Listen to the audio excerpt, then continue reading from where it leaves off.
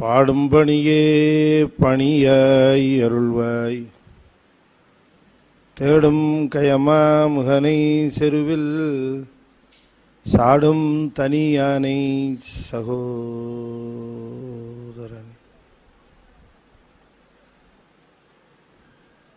திருச்சிற்றம்பலம். சக்கரவர்த்தி தவராச யோகி எனும் மிக்க திருமூலனருள் மேவுநாள் என்னாளோ. திருச்சிற்றம்பலம்.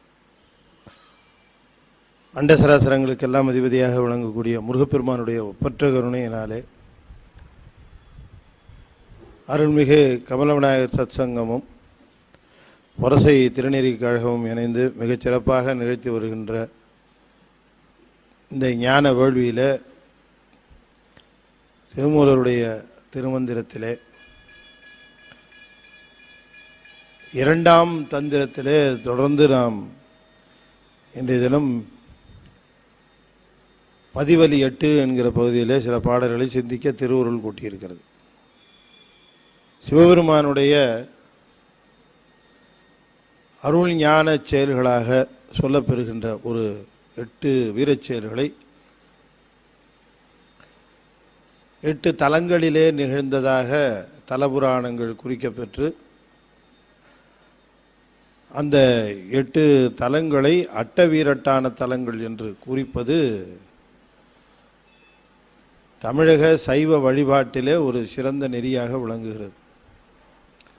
இந்த அட்டவீரட்டானங்கள் என்பது 8 தலங்களும் தமிழகத்திற்குள்ளேயே இருக்கு. நான் சென்ற முறை சொன்னது போல இந்த வீரச் செயல்கள் இங்கே நிகழ்ந்தனவா என்ற கேள்விக்கு அது எங்கு நிகழ்ந்திருந்தாலும்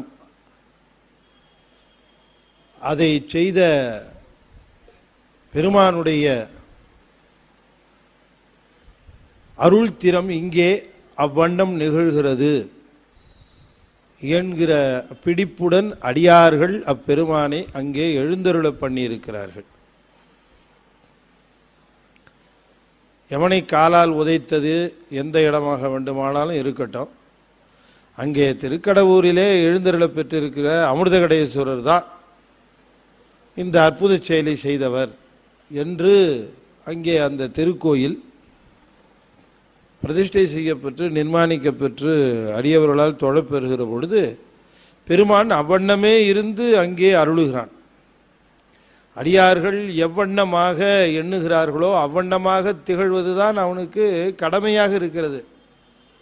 அவன் என்ன கடமை, தன்னுடைய கடமை என்று எண்ணுகிறான்னா, அடியார்கள் எவ்வண்ணமாக தம்மை எண்ணுகிறார்களோ, எவ்வண்ணமாக தம்மை போற்றுகிறார்களோ, எவ்வண்ணமாக தம்மை அழைக்கிறார்களோ அவ்வண்ணமாகவே யாம் திகழ்தல் வேண்டும் என்பதுதான். ஏன்னா அவருக்குன்னு ஒரு வண்ணம் கிடையாது.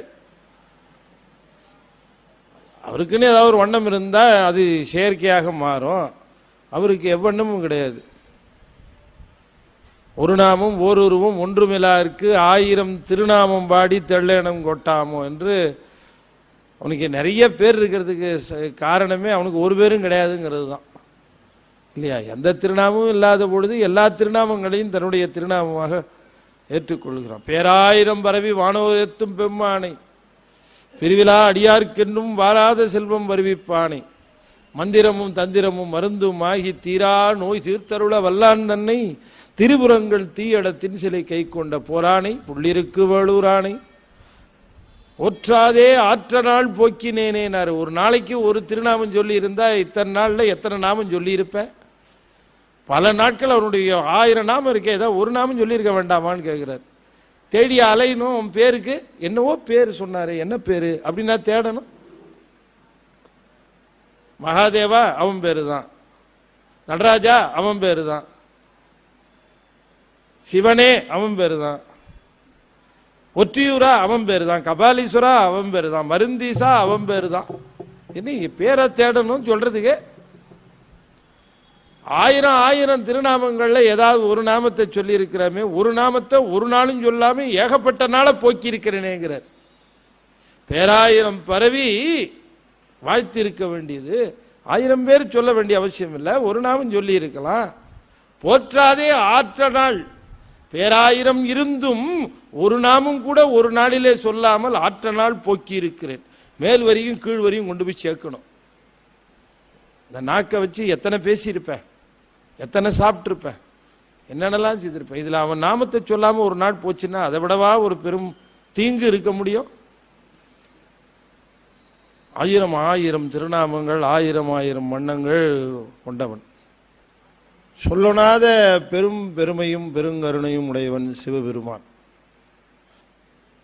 வார்த்தைகளினாலேயும் சொற்களினாலேயும் அவனை போற்றி போற்றி போற்றி போற்றி என்ன ஆகும்னு சொன்னா, ஒரு நாள் இது அந்த சொற்களை சொல்லுவதற்கு முன்பாகவே மனம் சென்று லயித்து விடும். அவ்வளவு பெரும் பெருமை உடையவன். சில சமயம் அந்த பெருமை, அந்த அந்த அந்த திருநாமத்திற்குரிய பெருமை தெரியாம கூட அந்த நாமத்தை சொல்லலாம் இல்லையா? இப்போ எத்தனையோ பாடல்கள் சிவபெருமானுடைய பெரும் கருணையையும் அவனுடைய பெருமையையும் அவனுடைய பெரும் வீரத்தையும் பெரும் ஆற்றலையும் இதையெல்லாம் சொல்லுகிற பாடல்கள் இருக்கு. இந்த பாடல்களை சொல்லுகிற பொழுது அவற்றை உணர்ந்து சொல்லணுங்கிறது தான் முறை. ஆனால் பாடல்களை சொல்லுகிற பொழுது எல்லாவற்றையும் உணர்ந்து சொல்ல முடிகிறதா? அம்மையே அப்பா ஒப்பிலா மணியே அன்பினில் விளைந்த ஆரமுதே. அம்மையே அப்பான்னு அவர் கூப்பிடுறாருன்னா அவர் என்ன நினைச்சு கூப்பிடுறாருன்னு பார்க்கணும். அம்மையே அப்பான்னு அவர் கூப்பிடுறாருன்னா அவர் இந்த தூள உடம்புக்கு கூப்பிடல, இந்த சூக்கம் உடம்பை தந்து இந்த ஆன்மா அனுபவம் பெறுவதற்கு அம்மாவும் அப்பாவுமாக விளங்குகிற பெருமானேன்னு கூப்பிடுறாரு. ஆனால் நாம் அப்படி கூப்பிடும் பொழுது அதை உணர்ந்து எல்லாரும் அதை சொல்ல முடியுமா? அன்பினில் விளைந்தார முதே நிரம்ப திருமுறை பாடல்களை சொல்லுகிற பொழுது ஞானிகள் சான்றோர்கள் அந்த பாடல்களை உணர்வு நிலையிலே நின்று உணர்ந்து அனுபவித்து அந்த பாடல்களை சொல்லி இருக்கிறார்கள். நானும் சொல்றேனே, இப்ப அவங்க சொன்னதுக்கு அவர் பலன் கொடுத்திருப்பாரு. நான் சொல்றேனே, அவங்க உணர்ந்து சொன்னாங்க, உணராம சொல்றேனே, எனக்கு பலன் இருக்குமா இருக்காதா? அந்த அளவுக்கு தருவாரா தரமாட்டாரா அப்படின்னு நமக்கு ஒரு சந்தேகம் வருது இல்ல? இந்த சந்தேகம் நமக்கு வரும்னு சுந்தரமூர்த்தி சுவாமிகளுக்கு தெரியும் போல இருக்கு. சுந்தரமூர்த்தி சுவாமிகளுக்கு தெரியும் போல இருக்கு. அவங்க உணர்வோடு பாடுனாங்க, அனுபவத்தோடு பாடுனாங்க, அவங்களுக்கு அருள் செய்தார் சுவாமி. இப்போ நாம் போய் அதே பாட்டை பாடுறோம்னா நமக்கு செய்வாரா? அதே சமயத்தில் அருள் கிடைக்குமா? நம்ம அந்த உணர்வு நிலையில் இல்லாமல் பாடுறோம் அப்படின்னு நமக்கு சந்தேகம் வருமோ என்னமோட்டு சுவாமி சொல்லுகிறார். ரொம்ப அற்புதமாக சொல்லுகிறார். பொய்யாய் உன்னை புகழ்வோர் புகழ்ந்தால் அதுவும் பொருளாய் கொள்வானேனார். இதை விட என்னங்க வேணும்? அது தெரியாம, அர்த்தமே தெரியாமையும் அந்த பாட்டை அனுபவம் இல்லாமையும் சொன்னாலும் கூட இவன் அனுபவிச்சு உண்மையாத்தான் அதை சொல்றான்னு பொருள் எடுத்துக்குவானா சிவபெருமான். எப்படி இருக்கு?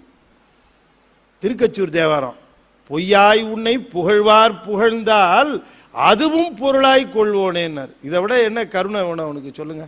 அவ்வளவு கருணை உடையவன் சிவபெருமான். அதனால அனுபவ நிலை கிட்டித்தான் அவனை புகழுங்கிறது இல்லை. நமக்கு என்ன தெரியுமோ தெரிஞ்சதை வச்சுக்கிட்டு அதை ஞானிகளுடைய பாடல்களோடு நின்று அவன் பெருமையையும் புகழையும் சொல்லுகிற பொழுது மகிழ்ந்து போகிறான் சிவபெருமான். பதில கொஞ்சம் கூட ஐயம் பண்ணான். அதுபோல வீர செயல்களை செய்த பெருமானுடைய வீர தீர செயலை, சுவாமி நீவர் இந்த வீர செயலை செய்தது எங்க ஊர்ல தான், இந்த இடத்துல தான் நீ செய்தீர் சுவாமி. தட்சனுடைய வேள்வியில நீங்க கோபம் வந்து தட்சனுடைய தலையை அறிந்தீர்கள் அல்லவா, அது எங்க ஊர்ல தான் அப்படின்ட்டாங்க. தட்சனுடைய வேள்வி எங்க நடந்ததுங்கிறத பத்தி இல்ல, அது எங்கவா, அது எங்க நடந்துச்சான்? திருப்பரியலூர் இல்லையா? அந்த பரியலூருங்கிற ஊர்ல தான் இது நடந்துதான். அதை சொல்லுகிறார். கொலையில் பிழைத்த பிரசாபதியை, கொலையில் பிழைத்த பிரஜாபதியை தலையை தடிந்திட்டு தான் அங்கியில் இட்டு நிலை உலகினுக்கு இவன் வேண்டுமென்று எண்ணி தலையை அறிந்திட்டு சந்தி செய்தானே. ரொம்ப அற்புதமாக சொல்லுகிறார் சுவாமி. போன தடவை நாம பார்த்தோம் இல்லையா, வைரவரை வச்சு ஒரு வீரச்செயல் செய்தார். இப்போ ஒரு வீரச்செயல் அகோர வீரபத்திரரை வச்சு செய்தார் தட்சன் வேள்வியில. பிரஜாபதி அப்படின்னு சொன்னா அது பிரம்மனுக்கு பேரு பிரஜாபதி. பிரம்மனோட புள்ள தான் தட்சன். தட்சனுக்கும் பிரஜாபதினு பேர் உண்டு. தட்சனுக்கும் பிரஜாபதினு பேர் உண்டு. ஆனா தட்ச பிரஜாபதினு சொல்லுவாங்க. கொஞ்சம் வித்தியாசம் தெரியட்டுங்கிறதுக்கு. பிரஜாபதி பிரமன், தட்ச பிரஜாபதி பிரஜாபதியினுடைய மகனாக விளங்கக்கூடிய தட்சன், தட்ச பிரஜாபதி. பிரமனுக்கு விதின்னு பேர் உண்டு. திருமுறைகளில் தட்சனை சிறு விதின்னு சொல்லுவார்கள். அவன் பேர் விதின்னு பேரு. யாரு? பிரம்மனுக்கு பேரு விதின்னு பேரு. தட்சனுக்கு என்ன பேரு? சிறு விதி. அவன் புள்ள. சிவபெருமான நம்ம திருஞான சம்பந்தர் மண்ணில் நல்ல வண்ணம் வாழலாம் வைகளும் எண்ணில் நல்ல கதிக்கு யாதுமோர் குறைவில்லை கண்ணில் நல்லுதரும் கழுமல வளனர் பெண்ணில் நல்லாளோடும் பெருந்தகை அப்படின்னாரு அவரு. யாரு? சிவபெருமான். சிவபெருமான் பெருந்தகை. திருஞான சம்பந்தர் சொன்னார் பெருந்தகை. இவர் அவரை பெருந்தகையினார். சேக்கிழார் சொன்னார். திருஞான சம்பந்த சுவாமிகள் சிவபெருமானை பெருந்தகைன்னு சொன்னா எங்களுக்கு திருஞான சம்பந்த சுவாமி சிறிய பெருந்தகை அப்படின்னார். அவர் சொல்லுகிற போது சிறிய பெருந்தகை எழுந்தருளினார். எப்படி இருக்கு? திருஞான சம்பந்தர் எங்களுக்கு சிறிய பெருந்தகை. ஒரு வீடுகளில் பார்த்தீங்கன்னா, கிராமப்புறத்தெல்லாம் பார்த்தீங்கன்னா, அந்த வீட்டில் இருக்க வேலை செய்கிறவங்களாம் சொல்லுவாங்க ஐயா வந்துட்டாங்கன்னு. ஐயாவோட புள்ள வந்தா சின்ன ஐயா அப்படின்னு, சின்ன ஐயா வந்துட்டாங்க. அதே மாதிரி சொல்றாரு. அவர் பெருந்தகைன்னார், எங்களுக்கு இவர் தான் சின்ன ஐயா, சிறிய பெருந்தகை அப்படின்னார். அதுபோல விதி, இவர் புள்ள சிறு விதி பிரமன். பிரமன் விதினா அவர் புள்ள சிறு விதி தட்சன். கொலையில் பிழைத்த, கொலைனா வேள்வி, அந்த வேள்வி செய்தான் தட்சன். தட்சன் வேள்வியை செய்கிற பொழுது சிவனை முன்னிறுத்தாமல் வேள்வி செய்தான். சிவனை, அதாவது வேள்வி செய்கிற பொழுது அந்த வேள்விக்கு உரிய கடவுளாக அந்த வேள்வி செய்கிறவர் தீர்மானிப்பார். இந்த வேள்வியை இவருக்காக யாம் செய்கிறோம். அவர் அந்த அவிர்வாகத்தை வாங்கிட்டு போவார். வேள்வியின் மூலமாக உரிய அந்த அவிர்வாகத்தை செலுத்துவது. இதுல சிவபெருமானை முன்னிறுத்தாமல் மற்ற சிறு சிறு தெய்வங்களை முன்னிறுத்தி செய்கின்ற வேள்விகள் செய்யப்படுவது உண்டு. இப்ப தார்காவனத்து முனிவர்கள் அப்படித்தான் செய்தார்கள். சிவன் தேவையில்லையா உங்களுக்கு? உங்களுக்கு என்ன வேணும்? எது வேணாலும் வேள்வியில செய்து கொண்டு வரலாம் ஐயா. செல்வம் வேணுமா? அதுக்கு ஒரு வேள்வி வச்சிருக்கோம். வீடு வேணுமா? வேள்வி இருக்கு. நிலம் வேணுமா? வேள்வி இருக்கு. எதிரியை போட்டு தள்ளணுமா? வேள்வி இருக்கு. அதுக்கெல்லாம் வேள்வி வச்சிருக்கான். அபிசார வேள்வின்னே பேரு. சிவபெருமான் பாருங்களேன், இந்த சிவனை எதிர்த்து அவனை பாருங்க என்ன உண்டு இல்லைன்னு பண்றோன்றது. அதுல இருந்து யானை, அதுல இருந்து பாம்பு, எல்லாம் ஒன்னொன்னா, புலி, எல்லாம் அதுல இருந்து வந்ததுதான். பாம்பை ஏவி விட்டார்கள். வேள்வியிலிருந்து வந்தது. அது பாட்டுக்கு வந்ததே ஒரு பெரிய பாம்பு முதல்ல வந்தது. அதை எடுத்து விட்டார்கள். பாரு என்ன ஆறாம்பார் சிவபெருமான் அப்படி தூக்கி போட்டாங்க. அது கிருகிருன்னு வந்தது. சிவன் சொன்னார், ரொம்ப நாளா இடுப்புக்கு பெல்ட் இல்லாம நான் கஷ்டப்பட்டு இருக்கேன், ரொம்ப சௌரியமா போச்சு, கொண்டையா இதை நான் அதை பிடிச்சி இழுத்து ஒரே இருக்கு. அது குத்துயிரும் கொலையிரும் ஆயிடுச்சு அந்த பாம்பு. அப்புறம் லேசா தட்டி விட்டார். அப்பப்போ படம் எடு, அத்தோட நிறுத்திய. யானையை அனுப்பிச்சார். எல்லாரும் பெரிய யானை ஒன்று வந்தது. கைலாயத்தில் ஏக குளிர், கம்பளி இல்லாமல் கஷ்டப்பட்டு இருக்கிறேன், நல்ல வேலை அனுப்பிச்சு வச்சேன் அப்படின்ட்டு ஒரே 2 காலி இந்த பக்கம் பிடிச்சார், அந்த பக்கம் 2 காலி டர்ன்னு கிழிச்சிட்டார். கிழிச்சிட்டு லெதர் பேக் ஜிப்பு ஓப்பன் பண்ணுற மாதிரி ஓப்பன் பண்ணிட்டார். கிர்ன்னு ஓபன் பண்ணி எல்லாம் உள்ள இருக்கலாம் வாரி வெள்ள போட்டு எடுத்து, எனக்கு தெரிஞ்ச 5 கட்டத்தில் தோலை உரிப்பேன்னு சொன்ன உண்டு, செஞ்சது கிடையாது. சிவபெருமான் தான் முதல்ல தோலை உரிச்சவன் இல்லையா? அப்படி வேள்வியிலேயே எல்லாவற்றையும் பெற்றுவிடலாம்ங்கிற கொள்கையுடைய தாருகாவனத்து முனிவருடைய செருக்கை அழித்தான் சிவபெருமான். அதே போல தட்சனும் வேள்வி செய்தான். வேள்வி செய்து அது எதை வேணா செஞ்சு எதை வேணா பெறட்டும், அதை பற்றிலாம் ஒன்றும் அவர் குறுக்கீடு செய்வதில்லை. எத்தனையோ வேள்விகள் இப்போ தாருகாவனத்து முனிவர்கள் மட்டுமல்ல, சேங்களூருங்கிற ஊர்லேயே இப்படித்தான் வேள்வி நடந்ததுன்னு எழுதுறார் பெரிய புராணத்தில். எந்த வேள்விகள் நிகழ்ந்தாலும் அது அந்தந்த வேள்விக்குரிய ஆதி தேவதை அதை பெற்றுக்கொண்டு வேணுங்கிற அந்த நிலையை தந்து விட்டு போகும். அதை பற்றி ஒன்றும் பிரச்சனை இல்லை. ஆனால் தட்சன் செய்த மிகப்பெரிய தவறு, சிவனை இகழ்ந்தான், சிவநிந்தை செய்தான். சிவநிந்தை செய்து சிவனுடைய அருள் சக்தியை துச்சமென மதித்தான். அதனால அந்த வேள்வி உலகிற்கு தீமை பயக்கும் என்பதனாலே இந்த வேள்வியை அழிப்பதற்கு அகோர வீரபத்திரரை அனுப்பிச்சார் சுவாமி. வீரபத்திரர் இந்த வேள்வியை துவம்சம் பண்ணார். என்ன பண்ணாரா, தலையை ஒரே வெட்டா வெட்டிட்டார், வெட்டி யாக குண்டத்தில் போட்டார். அதான் செஞ்சார். கொலையில் பிழைத்தன தவறு செய்தன்னு அர்த்தம். கொலையின வேள்வி, வேள்வியில் தவறு செய்த. கொலையிற் பிழைத்த பிரஜாபதியை, இங்க தச்ச பிரஜாபதி, தலையை தடிந்திட்டு அங்கியில் இட்டு, தான் அங்கியில் இட்டு, அந்த இடத்துல தான் என்பது அகோர வீரபத்திரர். வீரபத்திரர் நெருப்பு குண்டத்தில் தூக்கி போட்டார். போட்டதுக்கு அப்புறம் இவருக்கு ஒரு யோசனை வந்தது, இந்த சிவநிந்தை செய்கிறவர்களுக்கெல்லாம் என்ன தண்டனைன்னு இனிமே வரவனுக்கெல்லாம் தெரியணுமே, ஏதாவது ஒரு மாடல் வைக்கணும்னு நினைச்சார். இவனை வச்சுக்கிட்டு இந்த உலகிற்கு சில செய்திகளை அறிவுறுத்த வேண்டும் என்று எண்ணினார். உடனே என்ன செய்தார், இவன் அப்படியே விட்டுறக்கூடாதுன்னுட்டு அங்கே வேள்வியிலே ஆடுகள் பலியிடப்படுவதற்காக வெட்டப்பட்டு இருந்தன வேள்வியில். அதிலிருந்து ஒரு ஆட்டு தலை இருந்தது, அந்த தலையை எடுத்தார், இவனுக்கு வச்சுட்டார். அப்ப தட்சனுக்கு ஆட்டுத்தலை வந்தது. இது வரைக்கும் இல்லை இல்லைன்னு சொல்லிட்டு இருந்த தலை இப்ப சிவம் உண்டு உண்டுன்னு ஆட்டிக்கிட்டே இருந்தது. அதுக்காக ஆட்டுத்தலை வச்சார்.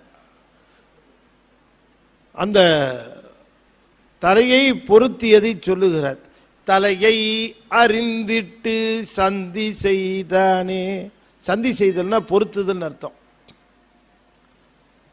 கொலையில் பிழைத்த பிரஜாபதியை தலையை தடிந்திட்டு தானங்கியில் இட்டு,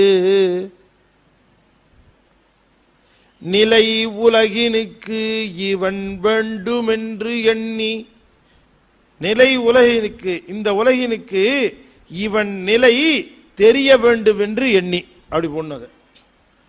நிலை உலகினுக்கு, உலகினுக்கு இவன் நிலை தெரிய வேண்டும் என்று எண்ணி, இந்த தட்சன் செய்த பிழையையும் அந்த பிழை செய்தால் என்ன வரும் என்று இந்த உலகம் தெரிந்து கொள்ள வேண்டும் என்று எண்ணி, நிலை உலகினுக்கு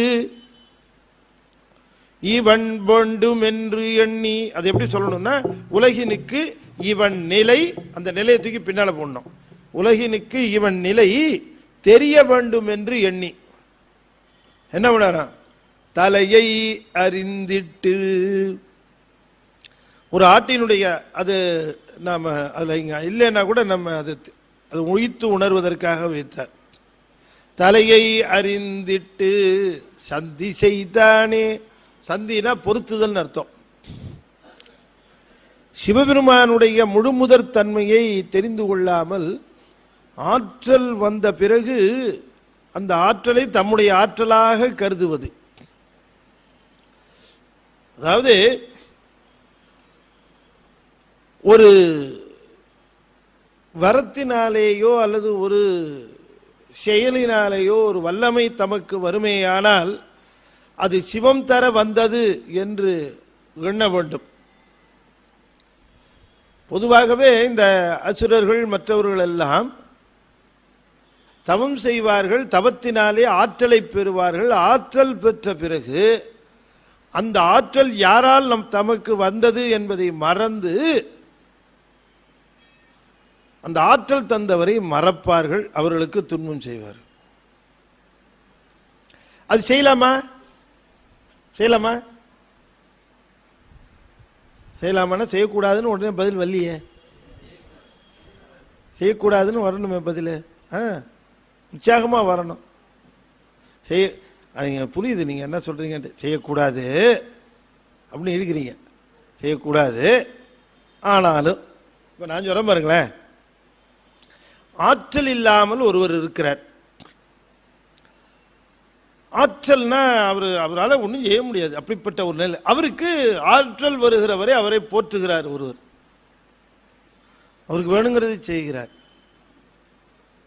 அவருக்கு சாப்பிட்றது கொடுத்து, உணுக்கிறது கொடுத்து, அவரை பராமரித்து கவனித்து அவருக்கு எல்லாம் செய்கிறார். இப்போ அவருக்கு நல்ல ஆற்றல் வந்து விடுகிறது, நல்ல நிலை வந்து விடுகிறது. இப்பொழுது அவருக்கு யாரும் தேவையில்லை, தானே தன் காலில் நிற்கக்கூடிய அந்த வல்லமை வந்துருச்சு. அவர் இப்போ இனிமேல் தொடர்ந்து அவர் போற்ற வேண்டிய அவசியம் இல்லை. இப்போ இந்த நிலைக்கு வந்தவர் தாம ஏற்கனவே நம்ம அந்த ஆற்றல் இல்லாத பொழுது இருந்த பொழுது தம்மை போற்றியவரை எப்படி பார்க்கணும்? எப்படி பார்க்கணும்? நல்லா கவனிக்கணும் இல்லையா? மறக்க கூடாது இல்லையா? நல்லா கவனிக்கணும் இல்லையா? எதுக்கியா முதியோர் இல்லம் வருது? எதுக்கு வருது முதியோர் இல்லம்? யோசனை பண்ணி பாருங்க. ஆற்றல் இல்லாத பொழுது குழந்தையாக இருந்த காலத்தில் அந்த நிலையில அந்த தாயும் தந்தையும் அந்த குழந்தைய வேணுங்கிறத கொடுத்து கவனித்து பள்ளியில் சேர்த்து படிப்பை கொடுத்து இல்லைங்களா, எவ்வளவு நோய்வாய்ப்பட்டா கூட இருந்து கவனித்து எவ்வளவுக்கு எவ்வளவு செய்து கொண்டு வந்து அந்த மேல்நிலையில் நிறுத்தினா அதுக்கப்புறம் தன்னை இவ்வளவு தூரம் கொண்டு வந்தவர்களை எப்படி மறக்க தோணுது? அப்படின்னா தக்ஷர்கள் நிறைய பேர் இருக்கிறாங்கன்னு அர்த்தம். இன்னும் இல்லையா? நாம் என்ன எங்கேயோ எப்போவோ தக்கின் இருந்தான் இல்லை, எல்லா இடங்கள்லையும் உண்டு. நம்முடைய ஆற்றல், அதாவது ஒவ்வொரு மனிதனும் என்ன சிந்தித்து பார்க்க வேண்டும் என்று சொன்னால், இப்பொழுது இருக்கக்கூடிய இந்த ஆற்றல் எப்படி வந்தது, இப்பொழுது இருக்கிற இந்த நிலைமை எப்படி வந்தது என்று எண்ணி எண்ணி பார்க்கிற ஒரு தன்மை இருக்குமே. ஆனால் எந்த பொழுதும் அவர்கள் தவறு செய்ய மாட்டார்கள். அதில் நான் முன்னே உங்களுக்கு சொல்லியிருக்கேன். அதனால தான் தாய் ஏன்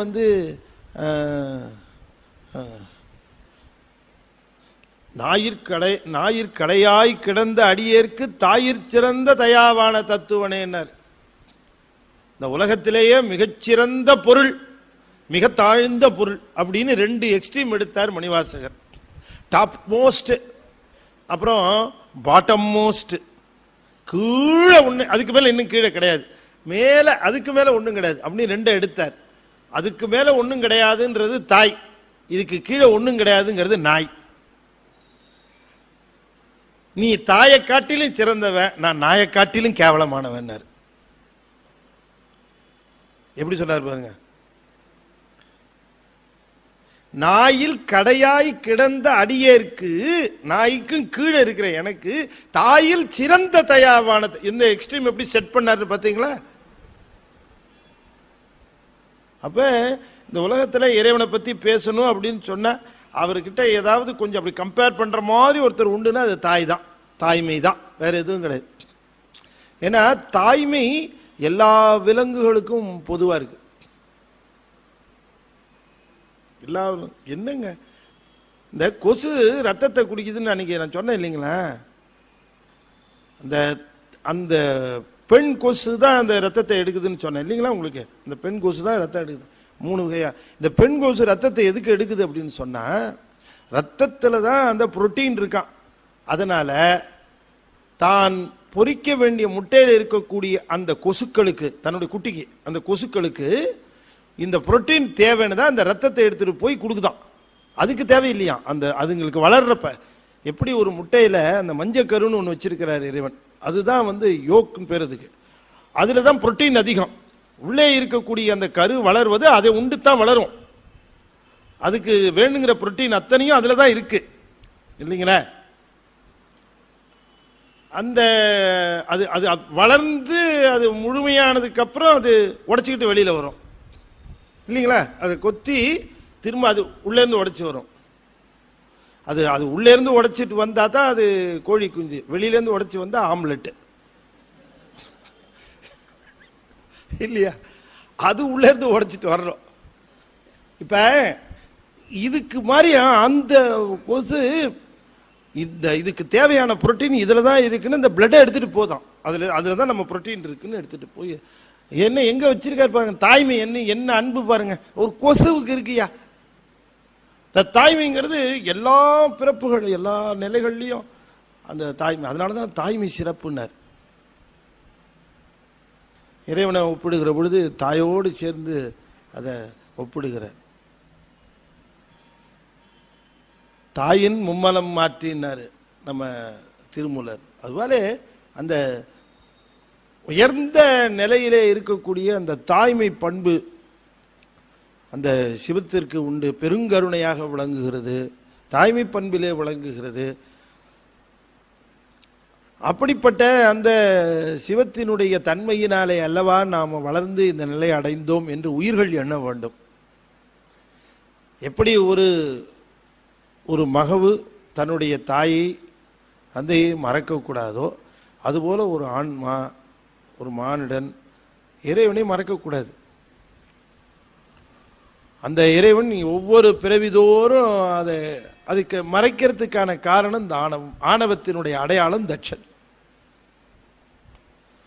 தட்சன் தாம் பெற்ற வல்லமை தம்மாலேயே வந்தது. என்ன சிவபெருமான்கிட்ட வர இருந்ததா அத்தனையும் வாங்கினான். நீதான் எனக்கு மருமகனா வரணும்னே இருந்தான். அந்த தவம் இருந்ததுக்க என்ன அம்பாள் எனக்கு மகளா பிறக்கணும், நீ எனக்கு மாப்பிள்ளையா வரணும், இதுதான் கேட்டான். சரி தந்தோன்னு கொடுத்தப்புறம் கேட்குறான், ஏன்டா இந்த மாதிரி ஒரு வரம் வாங்கின போய் அப்படின்னு கேட்குறாங்க. அதுக்கு பதில் சொல்கிறான் தர்ஷன், ஏன் அப்படி வாங்கினேன்னா நான் சிவனுக்கு மாமனார் ஆயிட்டேன்னா யாரெல்லாம் சிவனை வணங்குகிறார்களோ அவர்களெல்லாம் என்னையும் வணங்குவார்கள்னா. எப்படி பார்த்தா பாருங்க, சிவனை யாரெல்லாம் வணங்குகிறார்களோ அவர்களெல்லாம் என்னையும் வணங்குவார்கள். அதனால தானே நந்தி வணங்கலன்னு கோவம் வந்துருச்சு அவனுக்கு. கைலாயத்தில் முதல்ல எங்க ரிஃப்ட் ஆரம்பிச்சது, சண்டை எங்க ஆரம்பிச்சதுன்னா கைலாயத்து வாசல்ல நந்தி வணங்கலையா இவனை. யாரியா நீன்னு கேட்டாப்புல, நான் தான் மாமனாரு. அது என்ன வாழனாரு மாமனாரு, உள்ள போக முடியாது, போட்டு விரட்டி விட்டார். யாரு? நந்தி. வாசல்ல இருக்கிற ஒரு பியூனு என்ன விரட்டுறோம், மாப்பிள்ளை என்னன்னா அவனுக்கு ஒரு வார்த்தை கேட்கல, இந்த மாப்பிள்ளையை நான் பார்த்துக்கிறேன் உண்டு இல்லைன்னு. அப்படிதான் ஆரம்பிச்சுது இந்த தகராறு. ஸோ மாப்பிள்ளை மாமனார் தகராறு எல்லா இடத்துலையும் இப்படித்தான் ஆரம்பிக்குது. தக்ஷன் தன்னை உயர்வாக நினைந்தான். தன்னை உயர்வாக நினைத்தல் என்பதுதான் ஆணவத்தினுடைய வெளிப்பாடு. தன்னை உயர்வாக நினைக்கிற பொழுது தன் உயர்வுக்கு காரணமானவர்களை மறக்க தோன்றும். இறைவனை எதுக்காக வழிபாடு செய்கிறோம்? இறைவனுக்கு என்ன அதனால கிடைச்சிரும்?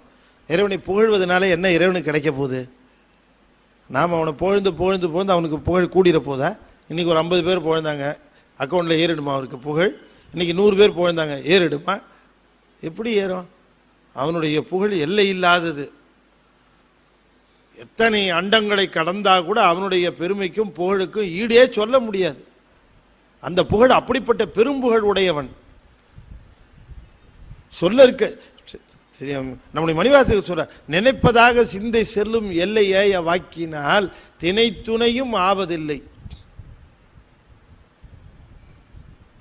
அப்புறம் எனைத்து எனைத்து எப்புறத்தது எந்தை பாதம்னாரு.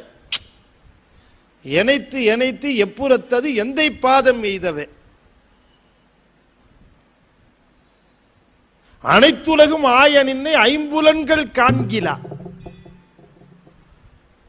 மணிவாசகர் சொல்றார், நினைப்பதாக சிந்தை செல்லும் எல்லையை வாக்கினால் திணைத்துணையும் ஆவதில்லை.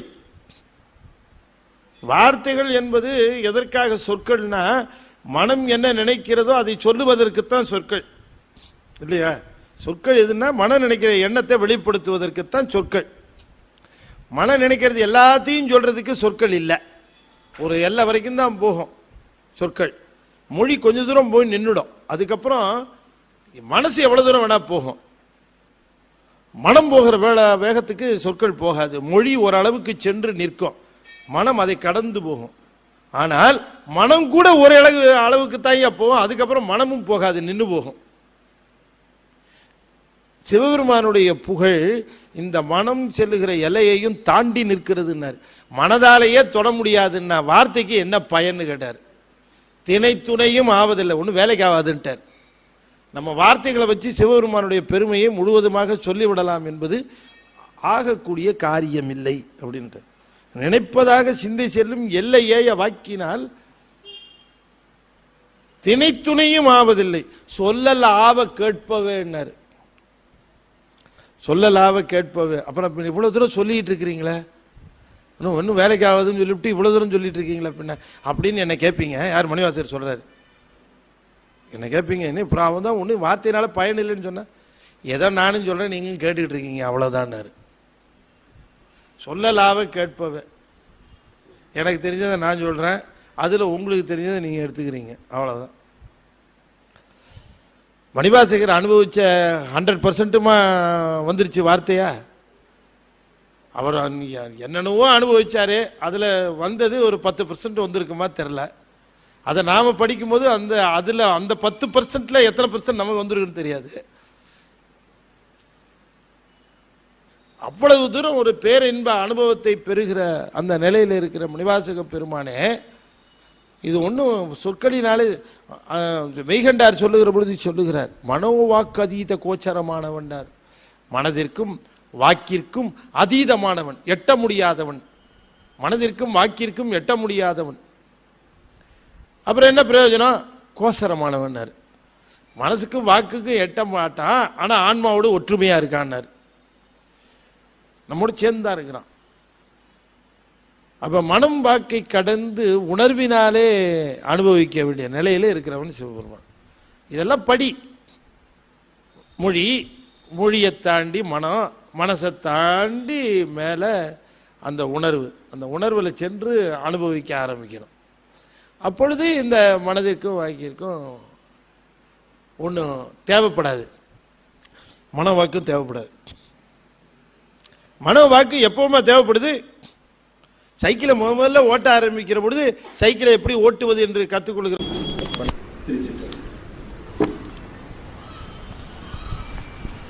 அன்னதானங்களுக்கெல்லாம் அதிபதியாக வழங்கக்கூடிய முருகப்பெருமானுடைய ஒப்பற்ற கருணையினாலே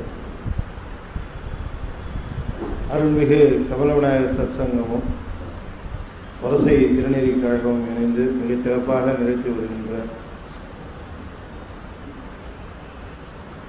இந்த ஞான வேள்வியில திருமூலருடைய திருமந்திரத்திலே 2ஆம் தந்திரத்திலே தொடர்ந்து நாம் இந்த தினம் 18 என்கிற பகுதியிலே சில பாடல்களை சிந்திக்க திருவுருள் கூட்டியிருக்கிறோம். சிவபெருமானுடைய அருள் ஞான செயல்களாக சொல்லப்படுகின்ற ஒரு 8 வீரச் செயல்களை 8 தலங்களிலே நிகழ்ந்ததாக தலபுராணங்கள் குறிக்கப்பட்டு அந்த 8 தலங்களை அட்டவீரட்டான தலங்கள் என்று குறிப்பது தமிழக சைவ வழிபாட்டிலே ஒரு சிறந்த நெறியாக விளங்குகிறது. அட்டவீரட்டானங்கள் என்பது 8 தலங்களும் தமிழகத்துக்குள்ளேயே இருக்கு. நான் சென்ற முறை சொன்னது போல இந்த வீரச் செயல்கள் இங்கே நிகழ்ந்தனவா என்ற கேள்விக்கு அது எங்கு நிகழ்ந்திருந்தாலும் அதை செய்த பெருமானுடைய அருள் திறம் இங்கே அவ்வண்ணம் நிகழ்கிறது என்கிற பிடிப்புடன் அடியார்கள் அப்பெருமானை அங்கே எழுந்தருள பண்ணியிருக்கிறார்கள். எவனை காலால் உதைத்தது எந்த இடமாக வேண்டுமானாலும் இருக்கட்டும், அங்கே திருக்கடவுரிலே எழுந்தருள பெற்றிருக்கிற அமிர்தகடேஸ்வரர் தான் இந்த அற்புத செயலை செய்தவர் என்று அங்கே அந்த திருக்கோயில் பிரதிஷ்டை செய்யப்பெற்று நிர்மாணிக்கப்பெற்று அடியவர்களால் தொடர்பெறுகிற பொழுது பெருமான் அவ்வண்ணமே இருந்து அங்கே அருளுகிறான். அடியார்கள் எவ்வண்ணமாக எண்ணுகிறார்களோ அவ்வண்ணமாக திகழ்வதுதான் அவனுக்கு கடமையாக இருக்கிறது. அவன் என்ன கடமை, தன்னுடைய கடமை என்று எண்ணுகிறான்னா, அடியார்கள் எவ்வண்ணமாக தம்மை எண்ணுகிறார்களோ, எவ்வண்ணமாக தம்மை போற்றுகிறார்களோ, எவ்வண்ணமாக தம்மை அழைக்கிறார்களோ அவ்வண்ணமாகவே யாம் திகழ்தல் வேண்டும் என்பதுதான். ஏன்னா அவருக்குன்னு ஒரு வண்ணம் கிடையாது. அவருக்குன்னு ஏதாவது ஒரு வண்ணம் இருந்தால் அது செயற்கையாக மாறும். அவருக்கு எவ்வண்ணமும் கிடையாது. ஒரு நாமம் ஓருருவம் ஒன்றுமில்லாருக்கு 1000 திருநாமம் பாடி தெள்ளேனம் கொட்டாமோ என்று அவனுக்கு நிறைய பேர் இருக்கிறதுக்கு காரணமே அவனுக்கு ஒரு பேரும் கிடையாதுங்கிறது தான். இல்லையா? எந்த திருநாமமும் இல்லாத பொழுது எல்லா திருநாமங்களையும் தன்னுடைய திருநாமமாக ஏற்றுக்கொள்ளும். பேராயிரம் பரவி வானோயத்தும் பெம்மானே, திருவிழா அடியார்க்கென்னும் வாராத செல்வம் வருவிப்பானே, மந்திரமும் தந்திரமும் மருந்தும் ஆகி தீரா நோய் தீர்த்தருள வல்லான் தன்னை திருபுறங்கள் தீயடத்தின் சிலை கை கொண்ட போரானை உள்ளிருக்கு வேளுரானை ஒற்றாதே ஆற்ற நாள் போக்கினேனேனார். ஒரு நாளைக்கு ஒரு திருநாமம் சொல்லி இருந்தா இத்தனை நாள்ல எத்தனை நாமம் சொல்லி இருப்பேன்? பல நாட்கள் அவருடைய 1000 நாமம் இருக்கே, ஏதாவது ஒரு நாமம் சொல்லியிருக்க வேண்டாமான்னு கேட்கிறாரு. தேடி அலையணும். அவன் பேருக்கு என்னவோ பேர் சொன்னாரு, என்ன பேரு அப்படின்னா தேடணும். மகாதேவா அவன் பேரு தான், நடராஜா அவன் பேரு தான், சிவனே அவன் பேரு தான், ஒத்தியூரா அவன் பேரு தான், கபாலீஸ்வரா அவன் பேரு தான், மருந்தீசா அவன் பேரு தான். என்ன பேரை தேடணும்னு சொல்றதுக்கு 1000 திருநாமங்கள்ல ஏதாவது ஒரு நாமத்தை சொல்லி இருக்கிறாமே, ஒரு நாமத்தை ஒரு நாளும் சொல்லாம ஏகப்பட்ட நாளை போக்கி இருக்கிறேனேங்கிற. பேராயிரம் பரவி வாழ்த்து இருக்க வேண்டியது 1000 பேர் சொல்ல வேண்டிய அவசியம் இல்லை, ஒரு நாளும் சொல்லி இருக்கலாம். போற்றாதே ஆற்ற நாள் பேராயிரம் இருந்தும் ஒரு நாமும் கூட ஒரு நாளிலே சொல்லாமல் ஆற்ற நாள் போக்கி இருக்கிறேன். மேல் வரியும் கீழ் வரியும் கொண்டு போய் சேர்க்கணும். இந்த நாக்கை வச்சு எத்தனை பேசியிருப்பேன், எத்தனை சாப்பிட்ருப்பேன், என்னென்னலாம் செய்திருப்பேன். இதில் அவன் நாமத்தை சொல்லாமல் ஒரு நாள் போச்சுன்னா அதை விடவா ஒரு பெரும் தீங்கு இருக்க முடியும்? 1000 திருநாமங்கள் 1000 வண்ணங்கள் கொண்டவன், சொல்லனாத பெரும் பெருமையும் பெருங்கருணையும் உடையவன் சிவபெருமான்.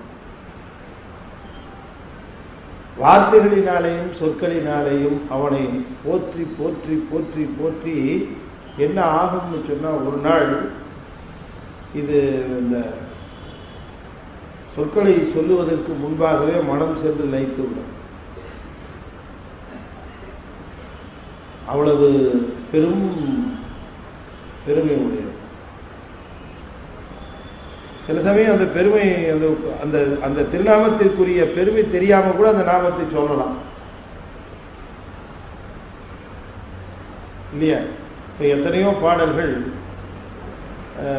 சிவபெருமானுடைய பெரும் கருணையையும் அவனுடைய பெருமையையும் அவனுடைய பெரும் வீரத்தையும் பெரும் ஆற்றலையும் இதையெல்லாம் சொல்லுகிற பாடல்கள் இருக்கு. இந்த பாடல்களை சொல்லுகிற பொழுது அவற்றை உணர்ந்து சொல்லணுங்கிறது தான் முறை. ஆனால் பாடல்களை சொல்லுகிற பொழுது எல்லாவற்றையும் உணர்ந்து சொல்ல முடிகிறதா? அம்மையே அப்பா ஒப்பிலா மணியே அன்பினில் விளைந்த ஆரமுதே. அம்மையே அப்பான்னு அவர் கூப்பிடுறாருன்னா அவர் என்ன நினைச்சு கூப்பிடுறான்னு பார்க்கணும். அம்மையே அப்பான்னு அவர் கூப்பிடுறாருன்னா அவர் இந்த தூள உடம்புக்கு கூப்பிடல, இந்த சூக்கும உடம்பை தந்து இந்த ஆன்மா அனுபவம் பெறுவதற்கு அம்மாவும் அப்பாவுமாக விளங்குகிற பெருமானேன்னு கூப்பிடுறாரு. ஆனால் நாம் அப்படி கூப்பிடும் பொழுது அதை உணர்ந்து எல்லாரும் அதை சொல்ல முடியுமா? அன்பினில் விளைந்தார முதே நிரம்ப திருமுறை பாடல்களை சொல்லுகிற பொழுது ஞானிகள் சான்றோர்கள் அந்த பாடல்களை உணர்வு நிலையிலே நின்று உணர்ந்து அனுபவித்து அந்த பாடல்களை சொல்லி இருக்கிறார்கள். நானும் சொல்றேனே, இப்ப அவங்க சொன்னதுக்கு அவர் பலன் கொடுத்துருப்பாரு. நான் சொல்றேனே, அவங்க உணர்ந்து சொன்னாங்க, உணராம சொல்றேனே, எனக்கு பலன் இருக்குமா இருக்காதா? அந்த அளவுக்கு தருவாரா தரமாட்டாரா அப்படின்னு நமக்கு சந்தேகம் வருது இல்லை? இந்த சந்தேகம் நமக்கு வரும்னு சுந்தரமூர்த்தி சுவாமிகளுக்கு தெரியும் போல இருக்கு. சுந்தரமூர்த்தி சுவாமிகளுக்கு தெரியும் போல இருக்கு. அவங்க உணர்வோடு பாடுனாங்க, அனுபவத்தோடு பாடுனாங்க, அவங்களுக்கு அருள் செய்தார் சுவாமி. இப்போ நாம் போய் அதே பாட்டை பாடுறோம்னா நமக்கு செய்வாரா? அதே சமயத்தில் அருள் கிடைக்குமா? நம்ம அந்த உணர்வு நிலையில் இல்லாமல் பாடுறோம் அப்படின்னு நமக்கு சந்தேகம் வருமோ என்ன ஒட்டு சுவாமி சொல்லுகிறார். ரொம்ப அற்புதமாக சொல்லுகிறார். பொய்யாய் உன்னை புகழ்வோர் புகழ்ந்தால் அதுவும் பொருளாய் கொள்வானேனார். இதை விட என்னங்க வேணும்? அது தெரியாம, அர்த்தமே தெரியாமையும் அந்த பாட்டை அனுபவம் இல்லாமையும் சொன்னாலும் கூட இவன் அனுபவிச்சு உண்மையாத்தான் அதை சொல்றான்னு பொருள் எடுத்துக்குவானா சிவபெருமான். எப்படி இருக்கு? திருக்கச்சூர் தேவாரம். பொய்யாய் உன்னை புகழ்வார் புகழ்ந்தால் அதுவும் பொருளாய் கொள்வோனேன்னு. இதை விட என்ன கருணை வேணும் அவனுக்கு சொல்லுங்க? அவ்வளவு கருணை உடையவன் சிவபெருமான். அதனால அனுபவ நிலை கிட்டித்தான் அவனை புகழுங்கிறது இல்லை. அவனுக்கு என்ன தெரியுமோ தெரிஞ்சதை வச்சுக்கிட்டு அதை ஞானியுடைய பாடல்களோடு நின்று அவன் பெருமையையும் புகழையும் சொல்லுகிற பொழுது மகிழ்ந்து போகிறான் சிவபெருமான் என்பதில் கொஞ்சம் கூட ஐயம் பண்ணான். அதுபோல வீர செயல்களை செய்த பெருமானுடைய வீர தீர செயலை சுவாமி நீர் இந்த வீர செயலை செய்தது எங்கள் ஊரில் தான், இந்த இடத்துல தான் நீ செய்து. சுவாமி தட்சனுடைய வேள்வியில் நீங்கள் கோபம் வந்து தட்சனுடைய தலையை அறிந்தீர்கள் அல்லவா, அது எங்கள் ஊரில் தான் அப்படின்ட்டாங்க. தட்சனுடைய வேள்வி எங்கே நடந்ததுங்கிறத பற்றி இல்லை, அது எங்கவா, அது எங்கே நடந்துச்சான்? திருப்பரியலூர் இல்லையா? அந்த பரியலூருங்கிற ஊரில் தான் இது நடந்துதான். அதை சொல்லுகிறார். கொலையில் பிழைத்த பிரசாபதியை, கொலையில் பிழைத்த பிரஜாபதியை தலையை தடிந்திட்டு தான் அங்கியில் இட்டு நிலை உலகினுக்கு இவன் வேண்டுமென்று எண்ணி தலையை அறிந்திட்டு சந்தி செய்தானே. ரொம்ப அற்புதமாக சொல்லுகிறார் சுவாமி. போன தடவை நாம் பார்த்தோம் இல்லையா, வைரவரை வச்சு ஒரு வீரச்செயல் செய்தார். இப்போ ஒரு வீரச்செயல் அகோர வீரபத்திரரை வச்சு செய்தார். தட்சன் வேள்வியில் பிரஜாபதி அப்படின்னு சொன்னால் அது பிரம்மனுக்கு பேர் பிரஜாபதி. பிரம்மனோட புள்ள தான் தட்சன். தட்சனுக்கும் பிரஜாபதினு பேர் உண்டு. தட்சனுக்கும் பிரஜாபதினு பேர் உண்டு. ஆனால் தட்ச பிரஜாபதினு சொல்லுவாங்க. கொஞ்சம் வித்தியாசம் தெரியட்டும். பிரஜாபதி பிரமன், தட்ச பிரஜாபதி பிரஜாபதியினுடைய மகனாக விளங்கக்கூடிய தட்சன், தட்ச பிரஜாபதி. பிரமனுக்கு விதின்னு பேர் உண்டு. திருமுறைகளில் தட்சண சிறு விதின்னு சொல்லுவார்கள். அவன் பேர் விதின்னு பேர். யாரு? பிரம்மனுக்கு பேர் விதின்னு பேர். தட்சனுக்கு என்ன பேர்? சிறு விதி. அவன் புள்ள. சிவபெருமான நம்ம திருஞான சம்பந்தர் மண்ணில் நல்ல வண்ணம் வாழலாம் வைகளும் எண்ணில் நல்ல கதிக்கு யாதுமோர் குறைவில்லை கண்ணில் நல்ல உதரும் கழுமல வளர பெண்ணில் நல்லாளோடும் பெருந்தகை அப்படின்னாரு. யாரு? சிவபெருமான். சிவபெருமான் பெருந்தகை. திருஞான சொன்னார் பெருந்தகை. இவர் அவரை பெருந்தகையினார். சேக்கிழார் சொன்னார். திருஞான சம்பந்த சுவாமிகள் சிவபெருமானை பெருந்தகைன்னு சொன்னால் எங்களுக்கு திருஞான சம்பந்த சுவாமி சிறிய பெருந்தகை அப்படின்னார். அவர் சொல்லுகிற போது சிறிய பெருந்தகை எழுந்தருளினார். எப்படி இருக்கு? திருஞான சம்பந்தர் எங்களுக்கு சிறிய பெருந்தகை. வீடுகளில் பார்த்தீங்கன்னா, கிராமத்துலாம் பார்த்தீங்கன்னா, அந்த வீட்டில் இருக்க வேலை செய்கிறவங்களாம் சொல்லுவாங்க, ஐயா வந்துட்டாங்கன்னு. ஐயாவோட பிள்ளை வந்தால் சின்ன ஐயா அப்படின்னு, சின்ன ஐயா வந்துட்டாங்க. அதே மாதிரி சொல்கிறார், அவர் பெருந்தகைன்னார், எங்களுக்கு இவர் தான் சின்ன ஐயா, சிறிய பெருந்தகை அப்படின்னு. அதுபோல் விதி, இவருக்குள்ள சிறு விதி பிரமன். பிரமன் விதின்னா அவருக்குள்ள சிறு விதி தட்சன். கொலையில் பிழைத்த, கொலைன்னா வேள்வி, அந்த வேள்வி செய்தான் தட்சன். தட்சன் வேள்வி செய்கிற பொழுது சிவனை முன்னிறுத்தாமல் வேள்வி செய்தான். சிவனை, அதாவது வேள்வி செய்கிற பொழுது அந்த வேள்விக்கு உரிய கடவுளாக அந்த வேள்வி செய்கிறவர் தீர்மானிப்பார், இந்த வேள்வியை இவருக்காக யாம் செய்கிறோம். அவர் அது அவிர்வாகத்தை வாங்கிட்டு போவார். வேள்வியின் மூலமாக உரிய அந்த அவிர்வாகத்தை செலுத்துவது. இதில் சிவபெருமானை முன்னிறுத்தாமல் மற்ற சிறு சிறு தெய்வங்களை முன்னிறுத்தி செய்கின்ற வேள்விகள் செய்யப்படுவது உண்டு. தார்காவனத்து முனிவர்கள் அப்படித்தான் செய்தார்கள். சிவன்னு தேவையில்லையா உங்களுக்கு, உங்களுக்கு என்ன வேணும், எது வேணாலும் வேள்வியில் செய்து கொண்டு வரலாம் ஐயா. செல்வம் வேணுமா, அதுக்கு ஒரு வேள்வி வச்சுருக்கோம். வீடு வேணுமா, வேள்வி இருக்குது. நிலம் வேணுமா, வேள்வி இருக்குது. எதிரியை போட்டு தள்ளணுமா, வேள்வி இருக்குது. அதுக்கெல்லாம் வேள்வி வச்சுருக்கோம். அபிசார வேள்வின்னே பேர். சிவபெருமான் பாருங்களேன், இந்த சிவனை எதிர்த்து அவனை பாருங்கள் என்ன உண்டியல் பண்ணுறோன்ட்டு தான். அதுலேருந்து யானை, அதுலேருந்து பாம்பு, எல்லாம் ஒன்று ஒன்றா, புலி எல்லாம் அதுலேருந்து வந்தது தான். பாம்பை ஏவி விட்டார்கள், வேள்வியிலேருந்து வந்தது, அது பாட்டுக்கு வந்ததே ஒரு பெரிய பாம்பு முதல்ல வந்தது, அதை எடுத்து விட்டார்கள். பாரு என்ன ஆறாம் சிவபெருமான் அப்படி தூக்கி போட்டாங்க.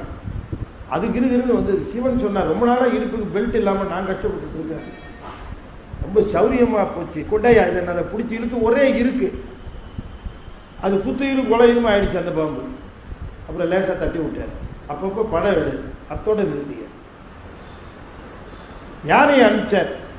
எல்லாம் பெரிய யானை ஒன்று வந்தது.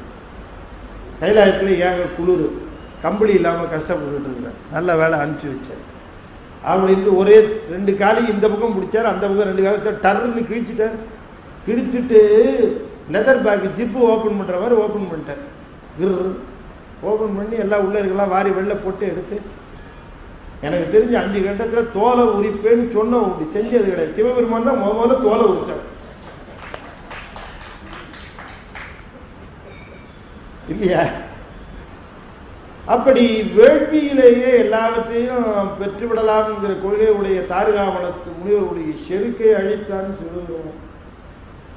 அதே போல தட்சனும் வேள்வி செய்தான். வேள்வி செய்து அது எதை வேணால் செஞ்சு எதை வேணால் பெறட்டும், அதை பற்றிலாம் ஒன்றும் அவர் குறுக்கீடு செய்வதில்லை. எத்தனையோ வேள்விகள் இப்போ தார்காவனத்து முனிவர்கள் மட்டுமல்ல, சேங்கலூருங்கிற ஊர்லேயே இப்படி தான் வேள்வி நடந்ததுன்னு எழுதுகிறார் பெரிய புராணத்தில். எந்த வேள்விகள் நிகழ்ந்தாலும் அது அந்தந்த வேள்விக்குரிய ஆதி தேவதை அதை பெற்றுக்கொண்டு வேணுங்கிற அந்த நிலையை தந்து விட்டு போகும். அதை பற்றி ஒன்றும் பிரச்சனை இல்லை. ஆனால் தட்சன் செய்த மிகப்பெரிய தவறு, சிவனை இழந்தான், சிவநிந்தை செய்தான். சிவநிந்தை செய்து சிவனுடைய அருள் சக்தியை துச்சமென மதித்தார். அதனால அந்த வேள்வி உலகிற்கு தீமை பயக்கும் என்பதனால இந்த வேள்வியை அழிப்பதற்கு அகோர வீரபத்திரரை அனுப்பிச்சார் சுவாமி. வீரபத்திரர் இந்த வேள்வியை துவம்சம் பண்ணார். என்ன பண்ணாரா, தலையை ஒரே வெட்டா வெட்டிட்டார். வெட்டி யாக குண்டத்தில் போட்டார். அதான் செஞ்சார். கொலையில் பிழைத்தன தவறு செய்தன்னு அர்த்தம். கொலையின வேள்வி, வேள்வியில் தவறு செய்த. கொலையில் பிழைத்த பிரஜாபதியை, இங்க தச்ச பிரஜாபதி, தலையை தடிந்திட்டு அங்கியில் இட்டு, தான் அங்கியில் இட்டு அந்த இடத்துல தான் என்பது அகோர வீரபத்ரன். வீரபத்ரன் நெருப்பு குண்டத்தில் தூக்கி போட்டார். ஓட்டத்துக்கு அப்புறம் இவருக்கு ஒரு யோசனை வந்தது, இந்த சிவனிந்தை செய்கிறவர்களுக்கெல்லாம் என்ன தண்டனைன்னு இனிமே வரவனுக்கெல்லாம் தெரியணுமே, ஏதாவது ஒரு மாடல் வைக்கணும்னு நினைச்சார். இவனை வச்சுக்கிட்டு இந்த உலகிற்கு சில செய்திகளை அறிவுறுத்த வேண்டும் என்று எண்ணினார். உடனே என்ன செய்தார், இவன் அப்படியே விட்டுறக்கூடாதுன்னுட்டு அங்கே வேள்வியிலே ஆடுகள் பலியிடப்படுவதற்காக வெட்டப்பட்டு இருந்தன. வேள்வியில் அதிலிருந்து ஒரு ஆட்டு தலை இருந்தது, அந்த தலையை எடுத்தார், இவனுக்கு வச்சுட்டார். அப்ப தட்சனுக்கு ஆட்டு தலை வந்தது. இது வரைக்கும் இல்லை இல்லைன்னு சொல்லிட்டு இருந்த தலை இப்ப சிவம் உண்டு உண்டுன்னு ஆட்டிக்கிட்டே இருந்தது. அதுக்காக ஆட்டு தலை வச்சார். அந்த தலையை பொருத்தியதை சொல்லுகிறார். தலையை அறிந்திட்டு சந்தி செய்தானே. சந்தி செய்தன்னா பொருத்துதுன்னு அர்த்தம். கொலையில் பிழைத்த பிரஜாபதியை தலையை தடிந்திட்டு தானங்கியில் இட்டு நிலை உலகினுக்கு இவன் வேண்டுமென்று எண்ணி. நிலை உலகினுக்கு, இந்த உலகினுக்கு இவன் நிலை தெரிய வேண்டும் என்று எண்ணி. அப்படி போனது. நிலை உலகினுக்கு, உலகினுக்கு இவன் நிலை தெரிய வேண்டும் என்று எண்ணி.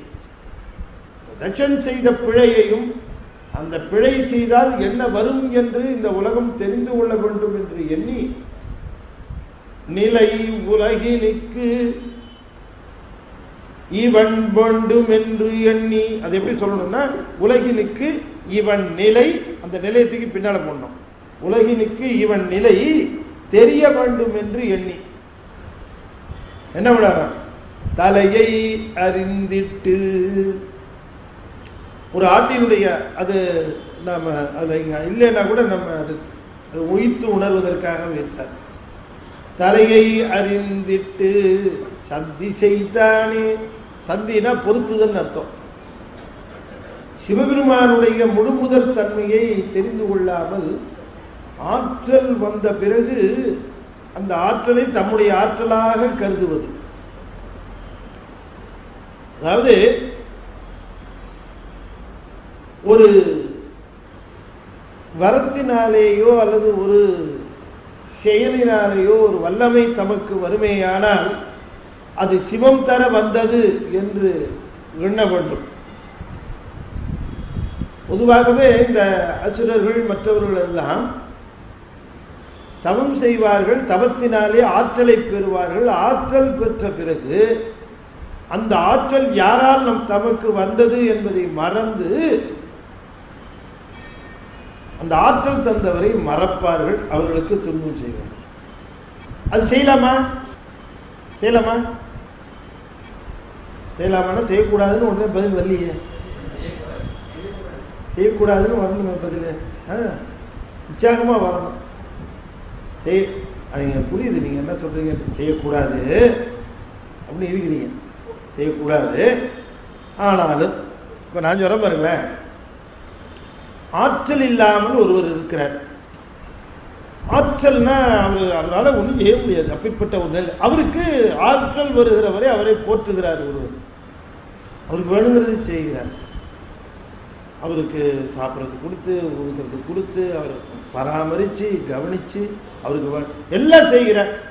இப்போ அவருக்கு நல்ல ஆற்றல் வந்து விடுகிறது, நல்ல நிலை வந்து விடுகிறது. இப்பொழுது அவருக்கு யாரும் தேவையில்லை, தானே தன் காலில் நிற்கக்கூடிய அந்த வல்லமை வந்துருச்சு. அவர் இப்போ இனிமேல் தொடர்ந்து அவர் போற்ற வேண்டிய அவசியம் இல்லை. இப்போ இந்த நிலைக்கு வந்தவர் தாம் ஏற்கனவே நம்ம அந்த ஆற்றல் இல்லாத பொழுது இருந்த பொழுது தம்மை போற்றியவரை எப்படி பார்க்கணும்? எப்படி பார்க்கணும்? நல்லா கவனிக்கணும் இல்லையா? மறக்கக்கூடாது இல்லையா? நல்லா கவனிக்கணும் இல்லையா? இன்னும் எதுக்கியா முதியோர் இல்லை வருது? எதுக்கு வருது முதியோர் இல்லம்? அவருடைய பாருங்க, ஆற்றல் இல்லாத பொழுது குழந்தையாக இருந்த காலத்தில் அந்த நிலையில் அந்த தாயும் தந்தையும் அந்த குழந்தைய வேணுங்கிறத கொடுத்து கவனித்து பள்ளியில் சேர்த்து படிப்பை கொடுத்து இல்லைங்களா, எவ்வளவு நோய்வாய்ப்பட்டால் கூட இருந்து கவனித்து எவ்வளவு செய்து கொண்டு வந்து அந்த மேல்நிலையில் நிறுத்தினா அதுக்கப்புறம் தன்னை இவ்வளோ தூரம் கொண்டு வந்தவர்களை எப்படி மறக்க தோணுது அப்படின்னா தக்ஷர்கள் நிறைய பேர் இருக்கிறாங்கன்னு அர்த்தம். இன்னும் இல்லையா, நம்ம இன்னும் எங்கேயோ எப்போவோ தக்கன் இருந்தான் இல்லை, எல்லா இடங்கள்லையும் உண்டு. நம்முடைய ஆற்றல், அதாவது ஒவ்வொரு மனிதனும் என்ன சிந்தித்து பார்க்க வேண்டும் என்று சொன்னால், இப்பொழுது இருக்கக்கூடிய இந்த ஆற்றல் எப்படி வந்தது, இப்பொழுது இருக்கிற இந்த நிலைமை எப்படி வந்தது என்று எண்ணி எண்ணி பார்க்கிற ஒரு தன்மை இருக்குமே. ஆனால் எந்த பொழுதும் அவர்கள் தவறு செய்ய மாட்டார்கள். அது நாம் முன்னே உங்களுக்கு சொல்லியிருக்காங்க. அதனால தான் தாய் ஏன்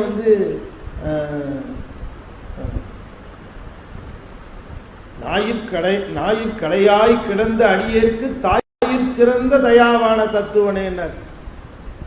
இந்த உலகத்திலேயே மிகச்சிறந்த பொருள், மிக தாழ்ந்த பொருள் அப்படின்னு 2 எக்ஸ்ட்ரீம் எடுத்தார் மணிவாசகர்.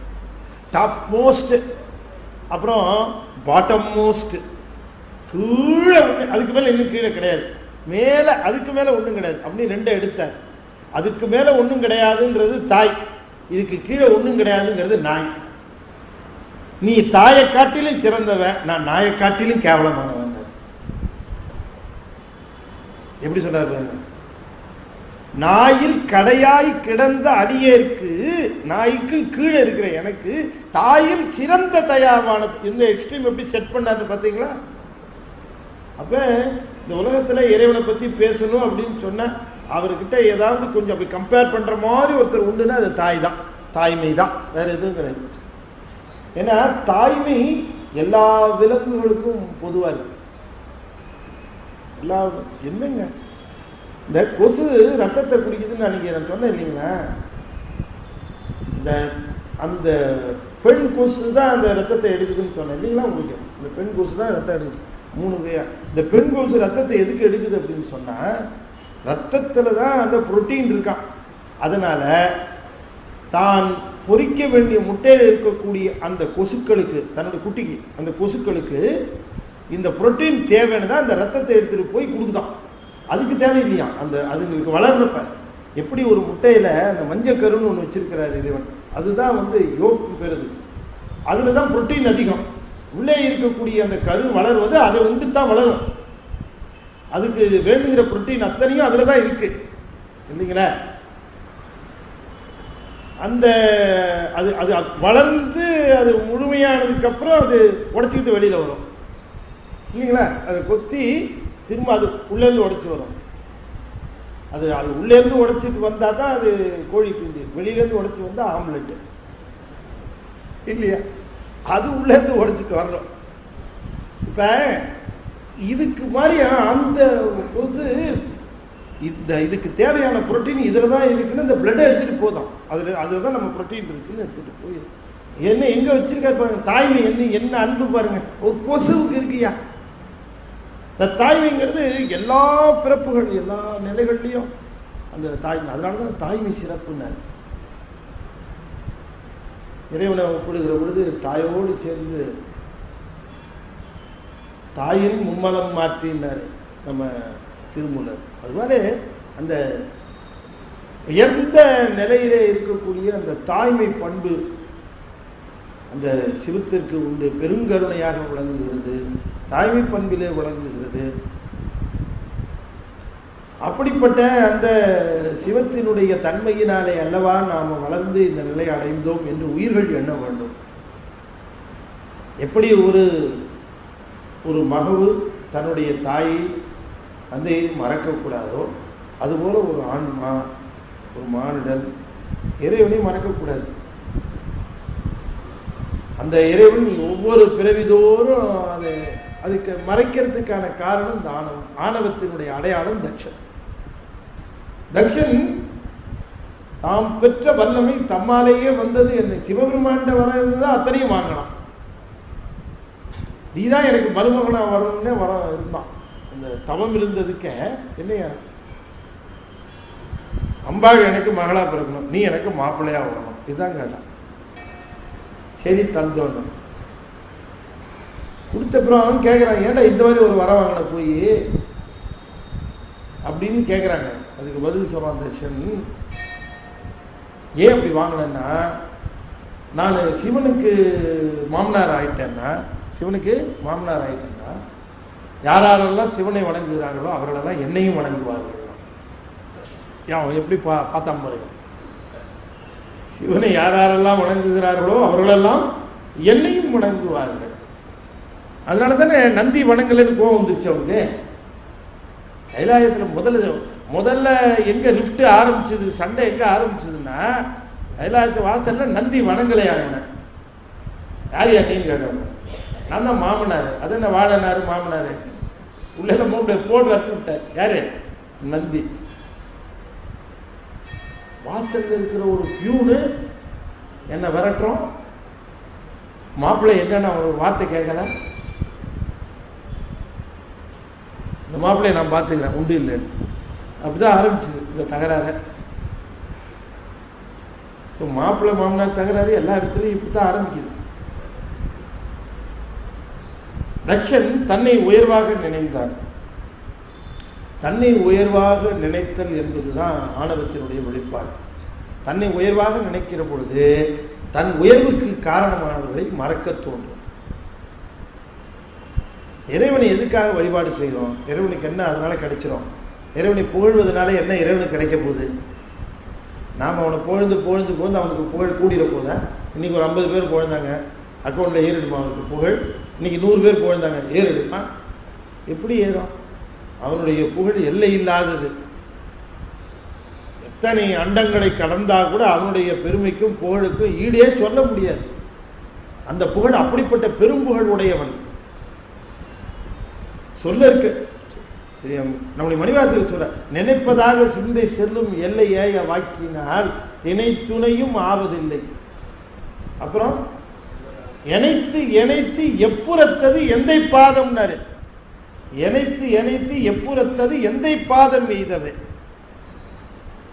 அனைத்துலகும் ஆயனின்னை ஐம்புலன்கள் காண்கிலா. மணிவாசகர் சொல்றாரு, நினைப்பதாக சிந்தை செல்லும் எல்லையை வாக்கினால் திணை துணையும் ஆவதில்லை. வார்த்தைகள் என்பது எதற்காக சொற்கள்னா, மனம் என்ன நினைக்கிறதோ அதை சொல்லுவதற்குத்தான் சொற்கள் இல்லையா? சொற்கள் எதுனா மனம் நினைக்கிற எண்ணத்தை வெளிப்படுத்துவதற்குத்தான் சொற்கள். மனம் நினைக்கிறது எல்லாத்தையும் சொல்றதுக்கு சொற்கள் இல்லை. ஒரு எல்லை வரைக்கும் தான் போகும் சொற்கள். மொழி கொஞ்ச தூரம் போய் நின்றுடும். அதுக்கப்புறம் மனசு எவ்வளவு தூரம் வேணா போகும்.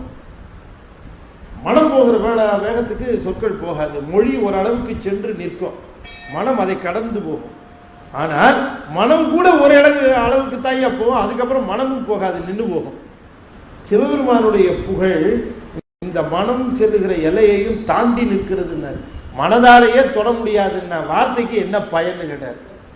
திணை துணையும் ஆவதில்லை, ஒன்றும் வேலைக்கு ஆகாதுன்ட்டார். நம்ம வார்த்தைகளை வச்சு சிவபெருமானுடைய பெருமையை முழுவதுமாக சொல்லிவிடலாம் என்பது ஆகக்கூடிய காரியம் இல்லை அப்படின்னு. நினைப்பதாக சிந்தை செல்லும் எல்லையே வாக்கினால் திணை துணையும் ஆவதில்லை. சொல்லல் ஆவ கேட்பவே, சொல்லல் ஆவ கேட்பவே. அப்புறம் இவ்வளவு தூரம் சொல்லிட்டு இருக்கிறீங்களா, இன்னும் ஒன்றும் வேலைக்கு ஆகுதுன்னு சொல்லிட்டு இவ்வளவு தூரம் சொல்லிட்டு இருக்கீங்களா பின்ன அப்படின்னு என்ன கேட்பீங்க. யார் மணிவாசகர் சொல்றாரு, என்ன கேட்பீங்க. என்ன இப்போ அவன் தான் ஒன்றும் வார்த்தையினால பயனில்லைன்னு சொன்னேன், ஏதோ நானும் சொல்றேன் நீங்களும் கேட்டுட்டு இருக்கீங்க, அவ்வளவுதான். சொல்லலாவ கேட்பவன். எனக்கு தெரிஞ்சதை நான் சொல்றேன், அதுல உங்களுக்கு தெரிஞ்சதை நீங்க எடுத்துக்கிறீங்க, அவ்வளவுதான். மணிவாசகர் அனுபவிச்ச 100% வந்துருச்சு வார்த்தையா? அவர் என்னென்னவோ அனுபவிச்சாரு, அதுல வந்தது ஒரு 10% வந்திருக்குமா தெரியல. அதை நாம படிக்கும்போது அந்த 10%ல எத்தனை % நமக்கு வந்துருக்குன்னு தெரியாது. அவ்வளவு தூரம் ஒரு பேரின்ப அனுபவத்தை பெறுகிற அந்த நிலையில் இருக்கிற மணிவாசகர் பெருமானே, இது ஒன்றும் சொற்களினாலே வெய்கண்டார் சொல்லுகிற பொழுது சொல்லுகிறார், மனோவாக்கு அதீத கோச்சரமானவன். மனதிற்கும் வாக்கிற்கும் அதீதமானவன், எட்ட முடியாதவன். மனதிற்கும் வாக்கிற்கும் எட்ட முடியாதவன். அப்புறம் என்ன பிரயோஜனம்? கோசரமானவன். மனசுக்கும் வாக்குக்கும் எட்ட மாட்டான், ஆனா ஆன்மாவோடு ஒற்றுமையா இருக்கான். நம்மளும் சேர்ந்து தான் இருக்கிறோம். அப்போ மனம் வாக்கை கடந்து உணர்வினாலே அனுபவிக்க வேண்டிய நிலையிலே இருக்கிறவன் சிவபெருமான். இதெல்லாம் படி. மொழியை தாண்டி மனம், மனசை தாண்டி மேலே அந்த உணர்வில் சென்று அனுபவிக்க ஆரம்பிக்கும். அப்பொழுது இந்த மனதிற்கும் வாக்கிற்கும் ஒன்றும் தேவைப்படாது, மனவாக்கு தேவைப்படாது. மனவாக்கு எப்பவுமே தேவைப்படுது. சைக்கிளை முதல்ல ஓட்ட ஆரம்பிக்கிற பொழுது சைக்கிளை எப்படி ஓட்டுவது என்று கற்றுக் கொடுக்குற பொழுது முதல்ல இந்த காலை பெடலில் வை, இந்த காலையை பெடலில் வை, அப்புறமா கையை பிரேக்கு மேலே வை, அப்புறம் பார்வையை ரோட்டு மேலே வை, அப்புறம் மெதுவாக இந்த பெடலை அழுத்து, அப்புறம் அந்த பெடலை அழுத்து, இந்த பெடலை அழுத்து, அந்த பெடலை அழுத்து, யாராவது வந்தால் காலை ஊனிக்க, அப்புறம் யாராவது வந்தால் பெல் அடி. எவ்வளோ இன்ஸ்ட்ரக்ஷன் ஒரு சைக்கிள் ஓட்டும் போது இல்லைங்களா? 5 வருஷமாக சைக்கிள் ஓட்டுறாரு, சைக்கிள் எடுக்கிறார். சைக்கிளை வெளில எடுக்கும்போதே இதில் காலை வச்சு, அப்புறம் இதில் காலை வச்சு, அப்புறம் இப்படி அப்படியா ஓட்டுறாரு? என்ன ஆகுது? எப்படி சைக்கிள் ஓட்டுறதுங்கிறதே மறந்து போயிருக்கோம். மனம், மொழி எல்லாம் கடந்தாச்சு. இப்போ அதெல்லாம் ஒன்றும் இல்லை. சைக்கிள் எடுக்கிறதுக்கப்புறம் ஊர் விவகாரம் அத்தனையும் நினச்சிக்கிட்டே போவார்.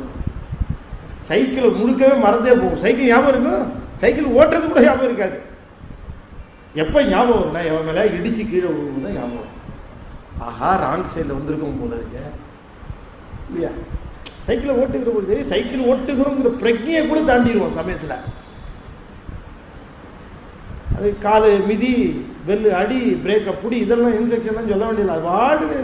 இதுதான் ஆரம்பிக்கிற பொழுது இறை வழிபாடு ஆரம்பிக்கிற பொழுது இறைவனை நினை, வார்த்தைகளை சொல்லு, அவன் கருணையை நினை அப்படின்னு சொல்லி சொல்லி சொல்லி சொல்லி போய் ஒரு எல்லை தாண்டுகிற பொழுது எல்லாம் விட்டு போயிடும்.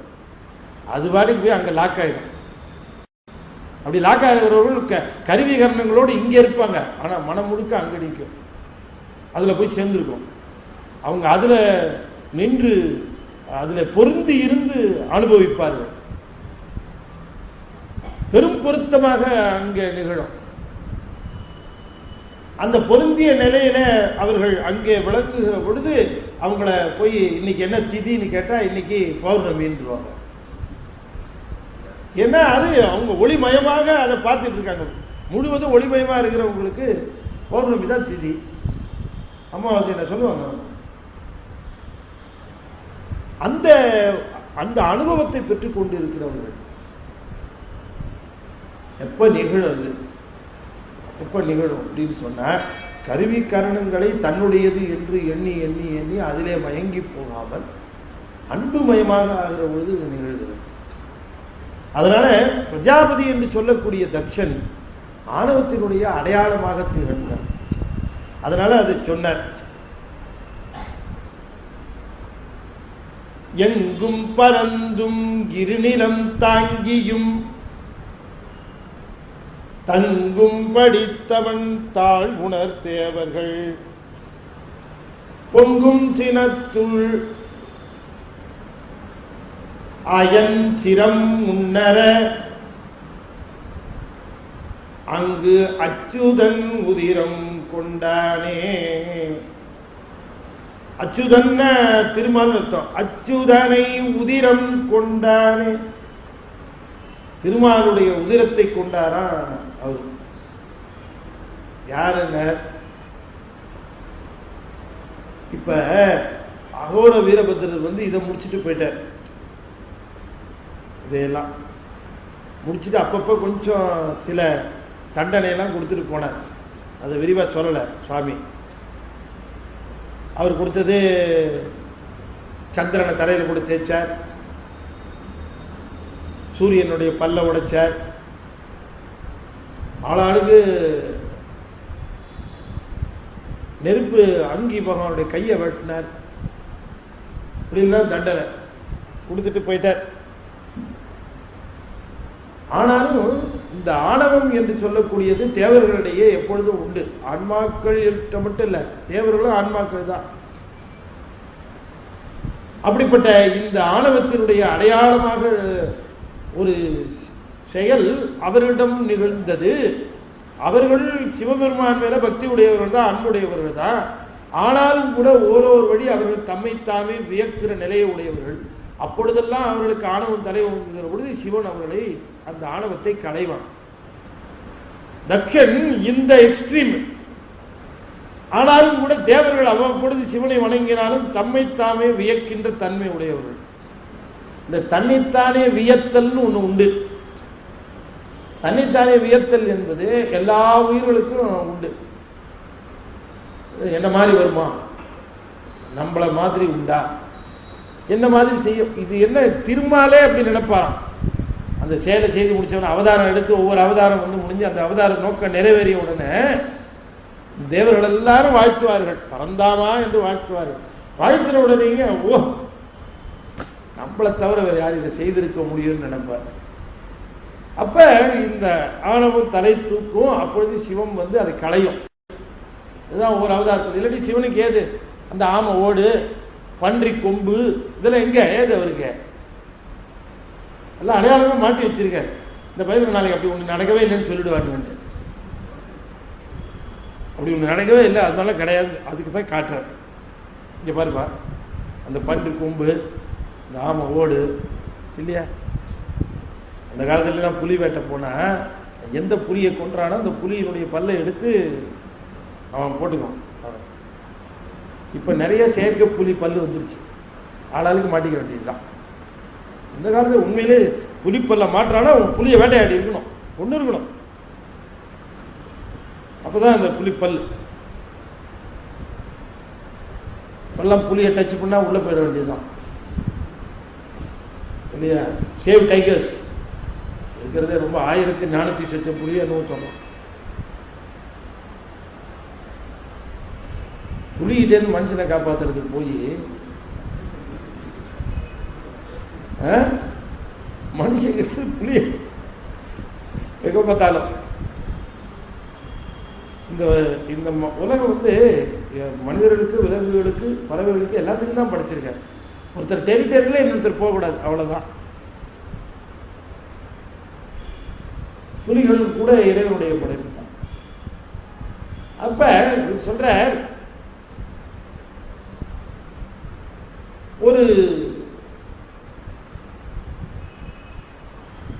ஆணவத்தினுடைய வெளிப்பாடாக சில சமயம் தேவர்கள் நிகழ்கிற பொழுது அந்த சமயத்தில் சுவாமி வந்து அவர்களுடைய அந்த ஆணவத்தை நீக்குவார். திருமாலுக்கும் அந்த மாதிரி செய்திருக்கிறார். பல அவதாரங்கள் அந்த மாதிரி எடுத்து இப்போ திருக்கச்சூர் வந்து கச்சபேஸ்வரராக, கச்சபேஸ்வரர் இருக்கார். அந்த ஆமை வந்து வழிபட்ட தலம் அது திருக்கச்சூர். அங்கே பார்த்தீங்கன்னா அங்கே அந்த சிலையே ஆமை வடிவாக திருமால் நின்று வழிபாடு செய்வார் சிவபெருமானம். சரபேஸ்வரருங்கிறது நரசிம்ம அவதாரம் எடுத்த பொழுது வந்தது. வர அவதாரம் எடுத்த பொழுது பன்று கொம்பு. இப்படி ஒவ்வொரு தடவையும் ஒரு நிலையில் வருவார். திருமாலுக்கும் பிரமனுக்கும் அந்த யார் பெரியவருங்கிற அந்த போர் வந்து நிகழ்ந்த பொழுது நான் தான் பெரியவர், நீ தான் பெரியவர் என்கிற அந்த பொழுது அசரீரி வந்து இருவருக்கும் அருள் நிலையிலே துணை நின்று செய்கின்ற சிவத்தை மறவாதீர்னு அசரீரி வந்தது. அப்போ கூட அவங்க 2 பேர் தொடர்ந்து சண்டை போட்டுட்டு இருந்தாங்க. அப்போ தான் அந்த விண்ணுக்கும் மண்ணுக்குமாக அந்த சுடர் எழுகிறது. இந்த சுடருடைய அடியையும் முடியையும் காண்பவரே பெரியவர் அப்படின்னு. அப்போ உடனே இவர்கள் ஒருத்தர் அடியை பார்க்க போனார், ஒருத்தர் முடியை பார்க்க போனார்.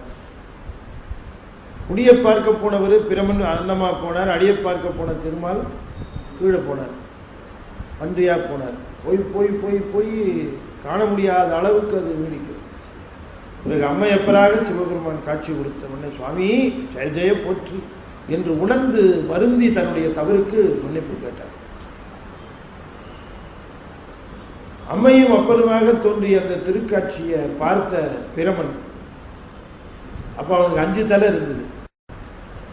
யாருக்கு? பிரமனுக்கு 5 தலை. இயற்கையாக அவனுக்கு 5 தலை தான். சிவபெருமானை பார்த்து சொன்னார், மகனே வருக அப்படின்னு கூப்பிட்டான். யாரு? பிரமன் சிவனை. மகனே ஏன்னா படைப்பு கடவுளாகும், எல்லாரையும் அவர் தான் படைத்தார். அதனால சிவனை பார்த்து மகனே வருக. ஆணவத்தினுடைய உச்சத்திலே இருந்த காரணத்தினாலே பிரமன் ரொம்ப எக்கச்சக்கமான மயக்கத்தில் இருக்கிறான். இப்போ படைப்புலாம் செய்துட்டு இருந்தான்னா படைப்பெல்லாம் எல்லாம் ரிப்பேராக இருக்கும். கண்ணு சரியாக தெரியல, பார்வையை கொஞ்சம் ஒழுங்குபடுத்தணும்னு அனுப்பிச்சார். அப்போ தான் வைரவர் வந்தார். வைரவர் 5 தலையில மேல் நோக்கிய தலையாக இருந்த ஈசான முகத்தை நகத்தினாலே கிள்ளி எடுத்தார். அப்படி அதைத்தான் சொன்னார், அயன் தலை அறன்னாரு, முன்னறன்னாரு. முதல்ல தலையை கிள்ளி எடுத்தார். குருதி பெருகி ஓடி மயங்கி விழுந்தார் திருமால். பிறகு அருள் செய்து அவரை தன் தவறுக்கு வருந்தினார் பிரமன். சிவபெருமான் சொன்னார், இந்த கபாலத்திலே யாராருக்கெல்லாம் ஆணவம் அதிகமாக இருக்கிறோ அவங்களுடைய குருதியை கொண்டு நிரப்புக என்று சொல்லுகிறார். கதை என்னன்னு தெரிஞ்சுக்கணும். இந்த கதையை ரொம்ப இந்த புராண கதையை மாற்றி மாற்றி நிறைய சொல்லியிருக்கிறார்கள். சிரசை கிள்ளிய உடனே இப்போ சிவபெருமானுக்கு பிரம்மஹத்தி தோஷம் வந்து விட்டதுன்னு ஒரு புது கதை. அதில் இருக்கிறதுலே பெரிய பொருடா அதுதான். அப்படி அல்ல, ஆணவத்தினுடைய நிலையை அறிந்தார். ஆணவத்தை அகற்றக்கூடிய வல்லமை சிவன் ஒருவனுக்குத்தான் உண்டு, வேற யாராலையும் முடியாது. ஏன்னா அவனுக்கு தான் ஆணவம் கிடையாது. ஆணவம் என்கிற அந்த அறியாமை அகற்றக்கூடிய வல்லமை சிவன் ஒருவனுக்குத்தான் உண்டு. சிவன் ஒருவன் தான் அந்த அருவம் உருவம் அருவுருவம் என்கிற முன்னிலையில் இருக்கக்கூடிய வல்லமையுடைய, வேற எந்த கடவுள் இல்லையே. அப்படியே உருவத்திலே நின்றுடும், இல்லை அருவத்தில் மட்டும் நிற்கும். அருவுருவம்னு ஒரு கான்செப்டே கிடையாது எங்கேயும். சிவன் ஒருவன் தான் அருவுருவம் என்கிற அந்த நிலை. இந்த 3 நிலையில் நிற்கக்கூடிய வல்லமையுடையவனும் சிவன். இந்த 3ஐயும் தாண்டிய சொரூப நிலையிலும் ஞான சொரூபனாக இருக்கக்கூடிய நிலை அவன். அப்ப இந்த குருதி பெருக்கெடுத்து ஓடியது அந்த கபாலத்தை கொண்டு தேவர்களிடம் யாராருக்கெல்லாம் ஆணவம் இருக்கோ அவரிடம் அந்த குருதியை கொண்டு அதை நிரப்புகின்றாராம். இப்போ அதை எடுத்துட்டு போய் ஒவ்வொரு தேவருடையா நின்று அவருடைய குருதியை பெற்றான் வைரவர். இந்த வைரவர் இந்த குருதியை பெற்றுக்கொண்டு போகிறார். தேவர்கள் எல்லாம் தம்முடைய குருதியை தருகிறாங்க. என்ன பொருள்? ஆணவத்தை அங்கே எழுதுகிறார். கடைசியில் திருமால்கிட்ட வந்து சேர்ந்தாராம். திருமால் வாசல்ல விஸ்வசேனன் ஒருத்தர் இருப்பார். இந்த விஸ்வசேனனோட அவன் போருக்கு வந்தான். அப்படியே ஒரு குத்து குத்தி அந்த சூலத்து முனையில மேலே தூக்கிட்டார். ஒரே தூக்கம், அது மேலே மாட்டி. திருமால் வந்து பணிந்தார். எந்தையே உனக்கு என்ன வேண்டும்? இந்த கபால நிரம்பணும், கொஞ்சம் ரத்தம் கொடுக்கணும், நீர் நான் தர தயாராக இருக்கேன். நாங்கள் செய்த தவறு என்ன? தட்சன் வேள்வியில் அத்தனை பேரும் கலந்து கொண்டீர்கள், இன்னும் தீரல. என்ன நெற்றியிலிருந்து ஒரு நரம்பை பீத்து எடுத்து தந்தார். குருதி பாய்ந்தது. அதிலே அந்த கபாலத்திலே தாங்கினார். உடல் முழுக்க இருக்க ரத்த முழுக்கம் போயும் கபால நிரம்பல. மயங்கி விழுந்தார். ஸ்ரீதேவி பூதேவி வந்து திருவடியில் விழுந்தாங்க. பைரவத்தை அவையே அருள் செய்யணும். உயிர்ப்பித்து தந்தார் திருமால். பிறகு நீங்க நல்லா கவனமாக கேட்கணும். இந்த குருதி பெறுதல், உதிரம் கொள்ளுதல் என்பது என்ன அப்படின்னு கேட்டா, உதிரத்தினுடைய தன்மை பொறுத்து தான் நம்முடைய உடம்புல இருக்கக்கூடிய ஆற்றல். பையன் கொஞ்சம் வேகமா பேசினான்னா வீட்டில் தாய் சொல்லுவான், எல்லாம் அந்த ரத்த திமிரில் பேசினான். என்ன திமிரு? ரத்த திமிரு. அது ரொம்ப யங்காக இருக்கு, யூத்ஃபுல் பிளட்டாக இருக்கும் பொழுது அது செய்கிற சேட்டையே வேறையா இருக்கும் இல்லையா? சேட்டை வேறையா இருக்கும்.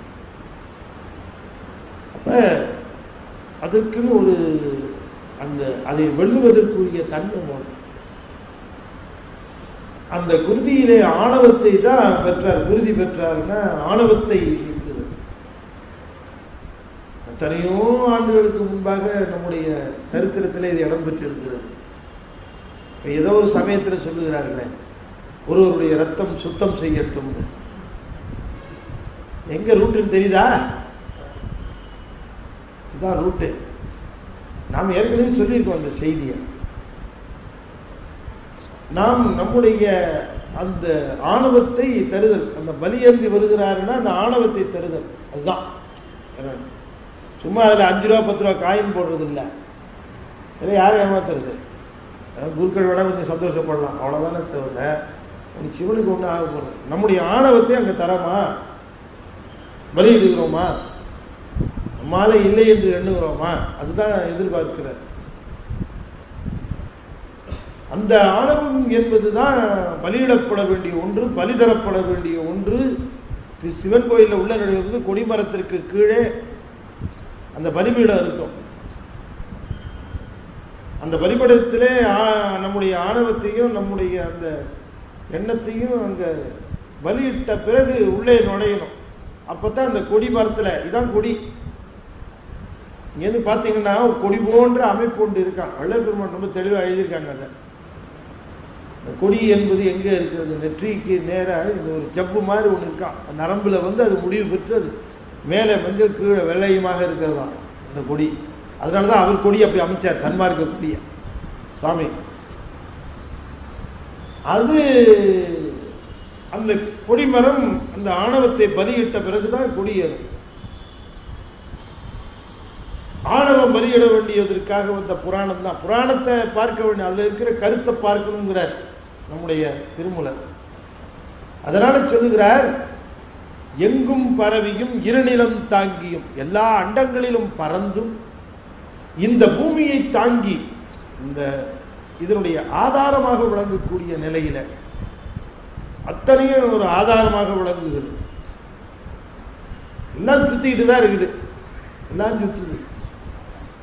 பூமி தன்னைத்தானே சுத்துது, பூமியை சந்திரன் சுத்துது, ரெண்டும் சேர்ந்து சூரியனை சுத்துது, சூரியனோடு சேர்ந்து மொத்த சோலார் சிஸ்டம் சுத்துது, சோலார் சிஸ்டம் இருக்கிற கேலக்சி சுத்துது, கேலக்சியில் இருக்கக்கூடிய அத்தனையும் சுற்றி கொண்டு இருக்கு மில்கி வேலை. ஆகவே எவ்ரிதிங் இஸ் இன் மோஷன், எல்லாம் சுழண்டு கொண்டே இருக்கிறது. சுழற்சி என்பது தொடர்ந்து நிகழ்ந்து கொண்டே இருக்கிறது. இந்த சுழற்சியில நிகழ்ந்து கொண்டிருக்கக்கூடிய பேராற்றலாக விளங்கக்கூடிய அந்த பெரும் ஆற்றலை, பேராற்றலை எங்கும் பறந்தும் இருநிலம் தாங்கியும். ஆனாலும் அவனுடைய திருத்தாள் உணர்வார்கள் தேவர்கள், அவனுடைய திருவடியினுடைய பெருமையை உணர்வார்கள். ஓரோர் வழி தன்னை மறப்பார்கள். ஒரு செயலை செய்து முடிப்பதற்கு சிவனால் ஏவப்படுகிறவர்கள் தான். நான் சென்ற முறை கூட சொன்னேன்னு நினைக்கிறேன். இப்போ சுந்தரமூர்த்தி சுவாமிகள் எங்கிருந்து வந்தார்? சொன்ன போன தடவை சொன்ன போன தடவை இங்கே சொன்னா போன தடவை இங்கே சொன்னமா இங்கே இங்கே நீங்கள் எல்லா இடத்துக்கும் வரீங்க, அதனால கேட்குறாங்க.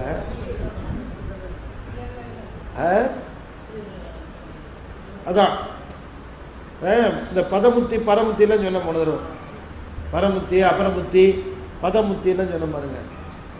அவர் சொன்னால் கரெக்டாக இருக்கும். யாரு ஃபோட்டோகிராஃபர் இருக்கிறாரு, அவர் கையில் கேமரா எல்லாமே ஃபோட்டோ பிடிக்கிறார்.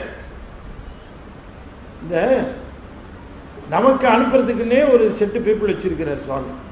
இங்கே நமக்கு ஞான நிலையில் நமக்கு உயிர்களை உயிர்ப்பதற்குன்னு அனுப்புறதுக்கு வச்சிருக்கிறார். அவர் வந்து போனதுக்கப்புறம் அவங்கள கொஞ்ச நாள் கழிச்சு திரும்ப அவரை பரமத்தி அபரபத்தி கொடுத்து அனுப்பிச்சிடுவார். அப்புறம் வரமாட்டாங்க. நம்மள கொஞ்சம் பேர் நல்ல நிலையில் பெற்றவர்களை கொண்டு போய் ரிசர்வில் வச்சிருப்பார். சரி நீ போ, சரி நீ போன்னு ஒவ்வொருத்தர அனுப்புவார். அதே திருஞான சம்பந்தர் சொல்லுகிறார் பாருங்க, துறக்குமா சொல்லப்படாயி துருத்தியாயி நின் திருந்தடி மறக்குமாறிலாத என்னை மையல் செய்து மண்ணின் மேல் பிறக்குமாறு காட்டினாய். துறக்குமா சொல்லப்படாய் துருத்தியாய். சுவாமி திருஞான சம்பந்த சுவாமிகள் எப்பவுமே ஓப்பனாக தான் புகழ்வார். மறைப்பொருளாக வஞ்சமாக எங்கேயுமே அவ்வளவா புகழ மாட்டார். நீங்கள் திருஞான சம்பந்த திருநாவுக்கரசு சுந்தரமூர்த்தி சுவாமிகளை பார்க்கிற பொழுது இறைவன் அவர்களோடு தொடர்பு கொண்ட விதம் ஒவ்வொரு விதமாக இருக்கும். எங்கேயுமே திருஞான சம்பந்தருடைய அந்த வரலாறு முழுவதும் பார்த்தீங்கன்னா ஒரு இடத்துல கூட மாறு வேஷத்தில் மாற்று நிலையில் சிவபெருமான் வந்திருக்கவே மாட்டார். வந்தால் ஒரிஜினல் காஸ்டியூம் ஒரிஜினல் ஸ்டேஜில் தான் வருவார். ஆனால் அப்பையும் சுந்தரமூர்த்தி சாமியும் அலக்கழிச்சிருக்கிறது பாருங்க. யார் வந்திருக்கான்னு இவங்களுக்கே தெரியாமங்க கட்சியில் வந்துட்டு போன பிறகு தான் தெரியும். சுந்தரமூர்த்தி சாமிக்கு 5 தடவை இது மாதிரி வந்திருக்காரு. மாணிக்க வாசகத்துக்கே வந்திருக்காரு, எல்லாத்துக்கும் வந்திருக்காரு. ஆனால் திருஞான சம்பந்தருக்கு மட்டும் மாறு வேஷத்திலே வந்தது கிடையாது. He had never come in disguise. தான் மாற்றிக்கொண்டு வரமாட்டார். என்ன தோற்றமோ உண்மையான அதே நிலையில தான் வருவார்.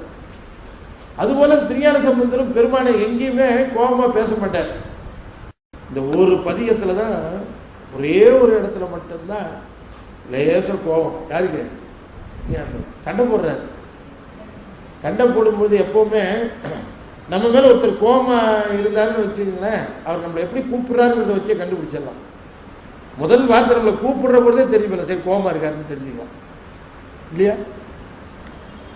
எப்பவும் கூப்பிட்றவர் வாங்க உட்காருங்க காசு சாப்பிட்றீங்களா அப்படின்னு சொல்லுகிறவங்க என்ன அப்படின்னு கேட்டால் என்ன என்ன அப்படின்னா எப்படி இருக்கும்? கோபமாக இருக்கான்னு தான் அர்த்தம்.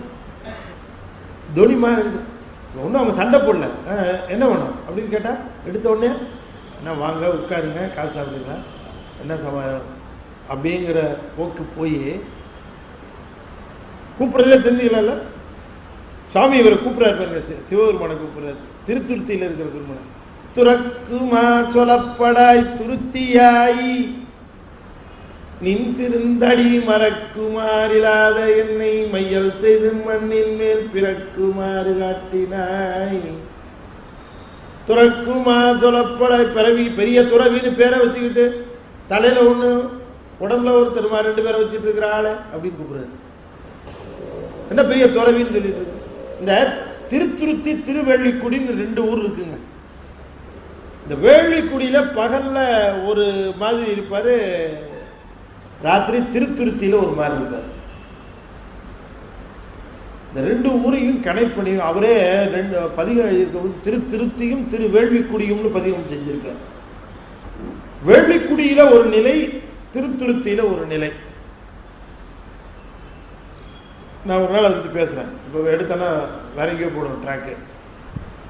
இங்கே அவரை கேட்குறார், துறக்குமா சொல்லப்படாய் பெரிய துறவின்னு சொல்லிட்டு இருக்கிறிய நீயே, பெரிய யோகின்னு சொல்லிட்டு இருக்கிற, பெரிய யோக நிலையில் இருக்கேன்னு சொல்கிற, அம்பாளை ஒரு பக்கமாக வச்சுட்டு இருக்கிற நீ சொல்கிறது ஒன்று செய்கிறது ஒன்று அப்படின்னு சொன்னால் என்ன அர்த்தம்? ஏதோ கோபமாக இருக்கான்னு அர்த்தம்.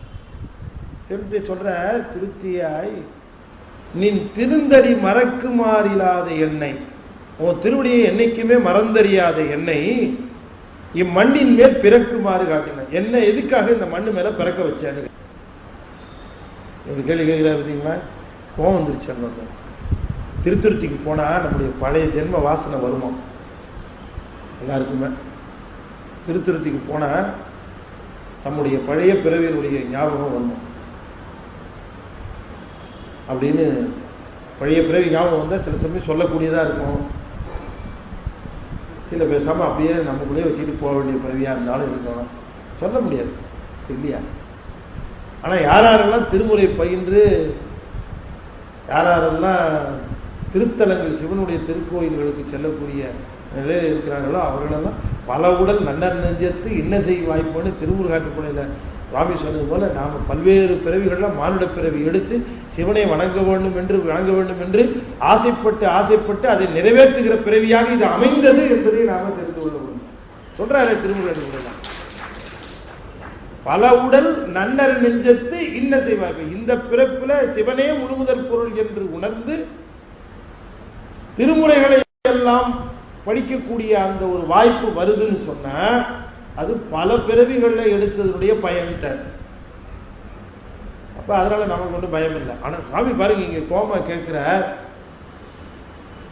நான் நீ திருந்தடி மறக்குமாறு இல்லாது உன்னுடைய திருவடியை நான் மறந்தவனே கிடையாத, அப்புறம் எதுக்கு என்னை கொண்டு இங்கே பிறக்க வச்சேன்னாரு. பிறக்க வச்சேன்னு சொன்னது மட்டும் இல்லை, மறக்குமாறில்லாத என்னை மையல் செய்து இம்மண்ணில் மேல்னார்.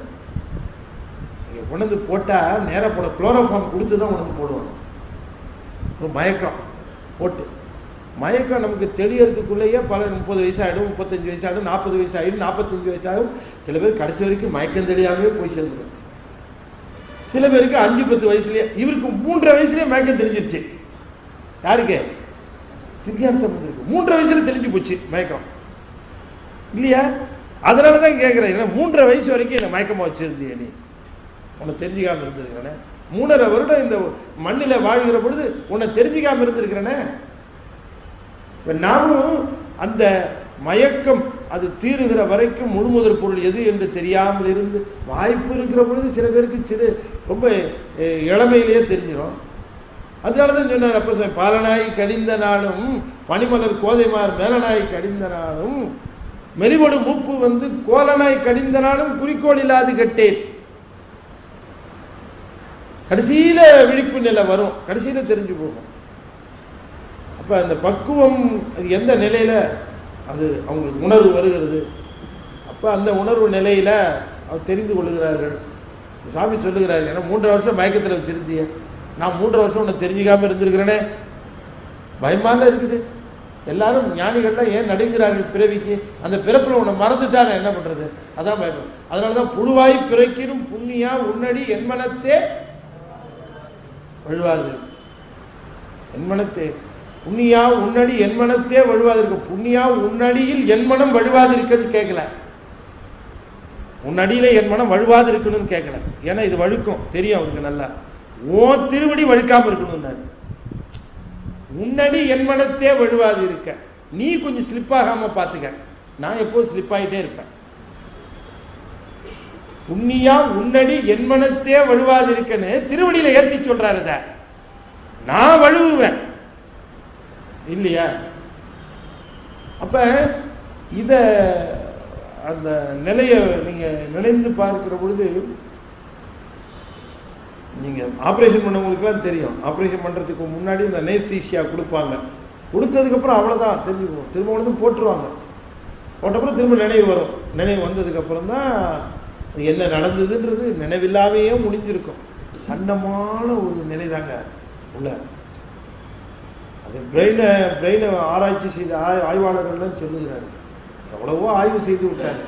அந்த கான்சியஸ்னஸ் தான் என்ன, நினைவுங்கிறது என்ன, எப்படி சில சமயம் அது தப்புது, எப்படி அந்த நினைவு தப்பி போகுது. ஆர்கான்ஸ் எல்லாம் இயங்கும், ஆனால் நினைவு எப்படி தப்புது.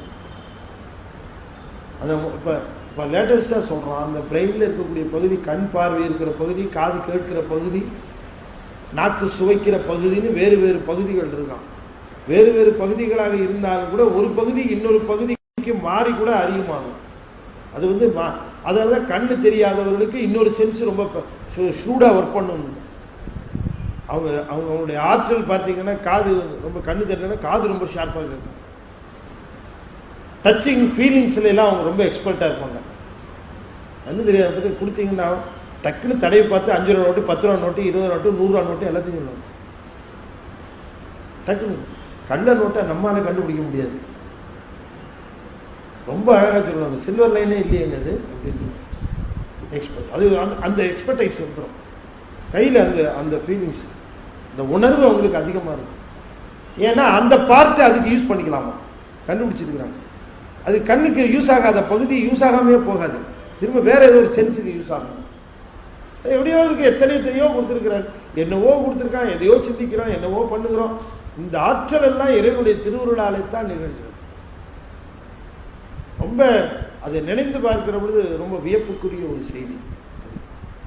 தனியோ பேசுகிறோம், ஆனால் உணர்வோடு இருக்கிற பொழுது அவனை நினைந்து போட்டான். அதனாலதான் உணர்வு தப்புகிற பொழுது ஒருவேளை உன்னை அழைக்காமல் போகலாம். புலனைந்தும் பொறிகலங்கி நெறிமைங்கி அறிவழிந்துட்டு ஐமேல் முந்தி அலவந்த போதாக அஞ்சேல் என்று அருள் செய்வான். நீ கூப்பிட மாட்ட, அவன் சொல்லுவானா அஞ்சேல் அப்படின்னு. கூப்பிடுறது கூட நமக்கு தெரியாது, அவன் அஞ்சேல்னு சொல்லுவான். அதனால நாம எல்லா சென்சஸும் நல்லா ஒர்க் பண்ணுகிற பொழுது, எல்லா புலன்களும் நன்றாக இயங்குகிற பொழுது அவனை நாம் நினைந்து போற்றி, சுவாமி நான் நீ ஒருவேளை உன்னை அழைக்க மறந்து போகலாம், ஆனாலும் கூட நீ என்னை நினைந்து போற்றி வரணும் என்று அது கேட்டு வைக்கிறார். இந்த தேவர்கள் பற்றி சொல்லுகிற பொழுதும் அவருடைய ஆணவத்தை தத்தம் செய்வது தான் அந்த ரத்தத்தை கொடுக்கிறது. தாரை வார்த்து தருதல். அது நீரை தாரை வார்ப்பார்கள், சில பேர் குருதியை தாரை வார்த்து கொடுப்பார்கள். கர்ணன் தன்னுடைய புண்ணியம் அனைத்தையும் குருதியை போர்க்காலத்தில் அந்த அந்தனருக்கு தாரை வார்த்து கொடு, அந்த குருதியை தான் தாரை வார்த்து கொடுத்தார். அதுபோல் இதை தாரை வார்த்தல், என்னுடைய ஆணவத்தை இழந்தேன் என்று அந்த ஆணவத்தை இழக்கிற பொழுது ஆன்மா ஆனந்தத்திற்கு தயாராகிறது. ஆணவம் இருக்கிற பொழுது ஆனந்தத்திற்கு ஆயத்தம் இல்லை. ஆணவத்தை இழந்த பிறகு அந்த ஆன்மா ஆனந்தம் பெறுவதற்கு ஆயத்தமாகிறது. எனவே தக்கன் போல எப்பொழுதுமே ஆணவத்தின் வடிவமாகும். தேவர்கள் போலது எப்பொழுதாவது ஒரு சமயம் இவன் ஒழுங்காக தான் இருப்பான், வந்து எவனாவது கூப்பிட்டானா இவன் கொஞ்சம் அவங்க கூட சேர்ந்துட்டு எதாவது பண்ணுவான். அதனால் தேவர்கள்லாம் ஒழுங்காக தான் இருந்தாங்க. இந்த தக்ஷன் வந்து வேள்வியில் கலந்துக்க அப்படின்னு கூப்பிட்ட உடனே முதல்ல மாட்டேன்னு தான் சொன்னாங்க. அப்புறமா தக்ஷன் என்ன தண்டிப்பானவன்னு ஒரு பயம். அப்புறம் தக்ஷன் வேற எல்லாருக்கும் ஆளுக்காலு நல்ல காஸ்ட்லி ப்ரெசன்ட் வேற ஒவ்வொருத்தருக்கும். இதெல்லாம் காட்டி எலியை பொடியில் பிடிக்கிற மாதிரி பிடிச்சி எல்லாத்தையும் கூப்பிட்டு போயிட்டான். நாராயணரே போயிட்டார. நாராயணருக்கு சொன்னால் நீர் தான் வேள்வியினுடைய முதல்வர், உனக்கு யாராவது வரைக்கும் கொடுத்துருக்காங்களா, நான் கொடுக்குறேன் வாடினா. நாராயணர் பார்த்தார், கிடைக்கக்கூடாத ஒரு போஸ்ட்டு கிடைக்குது, இதை விடக்கூடாது அப்படின்ட்டு தான் நாராயணர் அப்படி தான் பிடிச்சான். யார்? தக்ஷன்.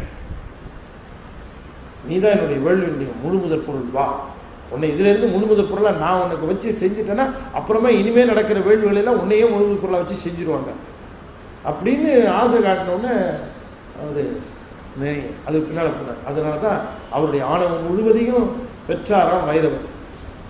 இது நடந்த திருத்தலம் எது? இது நடந்த திருக்கண்டியூர்னு. பரியலூர், திருப்பரியலூர் வந்து திருவையாறுலேருந்து தஞ்சாவூருக்கு போகிற ரோட்டில், அதில் மெயின் ரோட்லேயே இருக்குது பரியலூர், திருப்பரியலூர். நம்ம முதல்ல பார்த்தோம்ல தக்ஷனுடைய தலையை இருந்தது.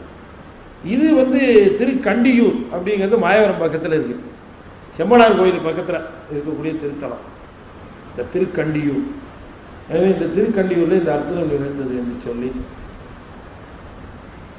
ஆணவத்தை நீக்கிக் கொள்ளுகிற பொழுது சிவனை உணர்கிறோம், ஆனந்தப்படுகிறோம் என்கிற செய்தியையும் உங்கள் முன் வைத்து இப்பொழுது அஞ்செழுத்தை 5 முறை ஓதுவேன். நண்பர்கள் தொடர்ந்து ஓத வேண்டும் என்று திருவிழி வேண்டியது.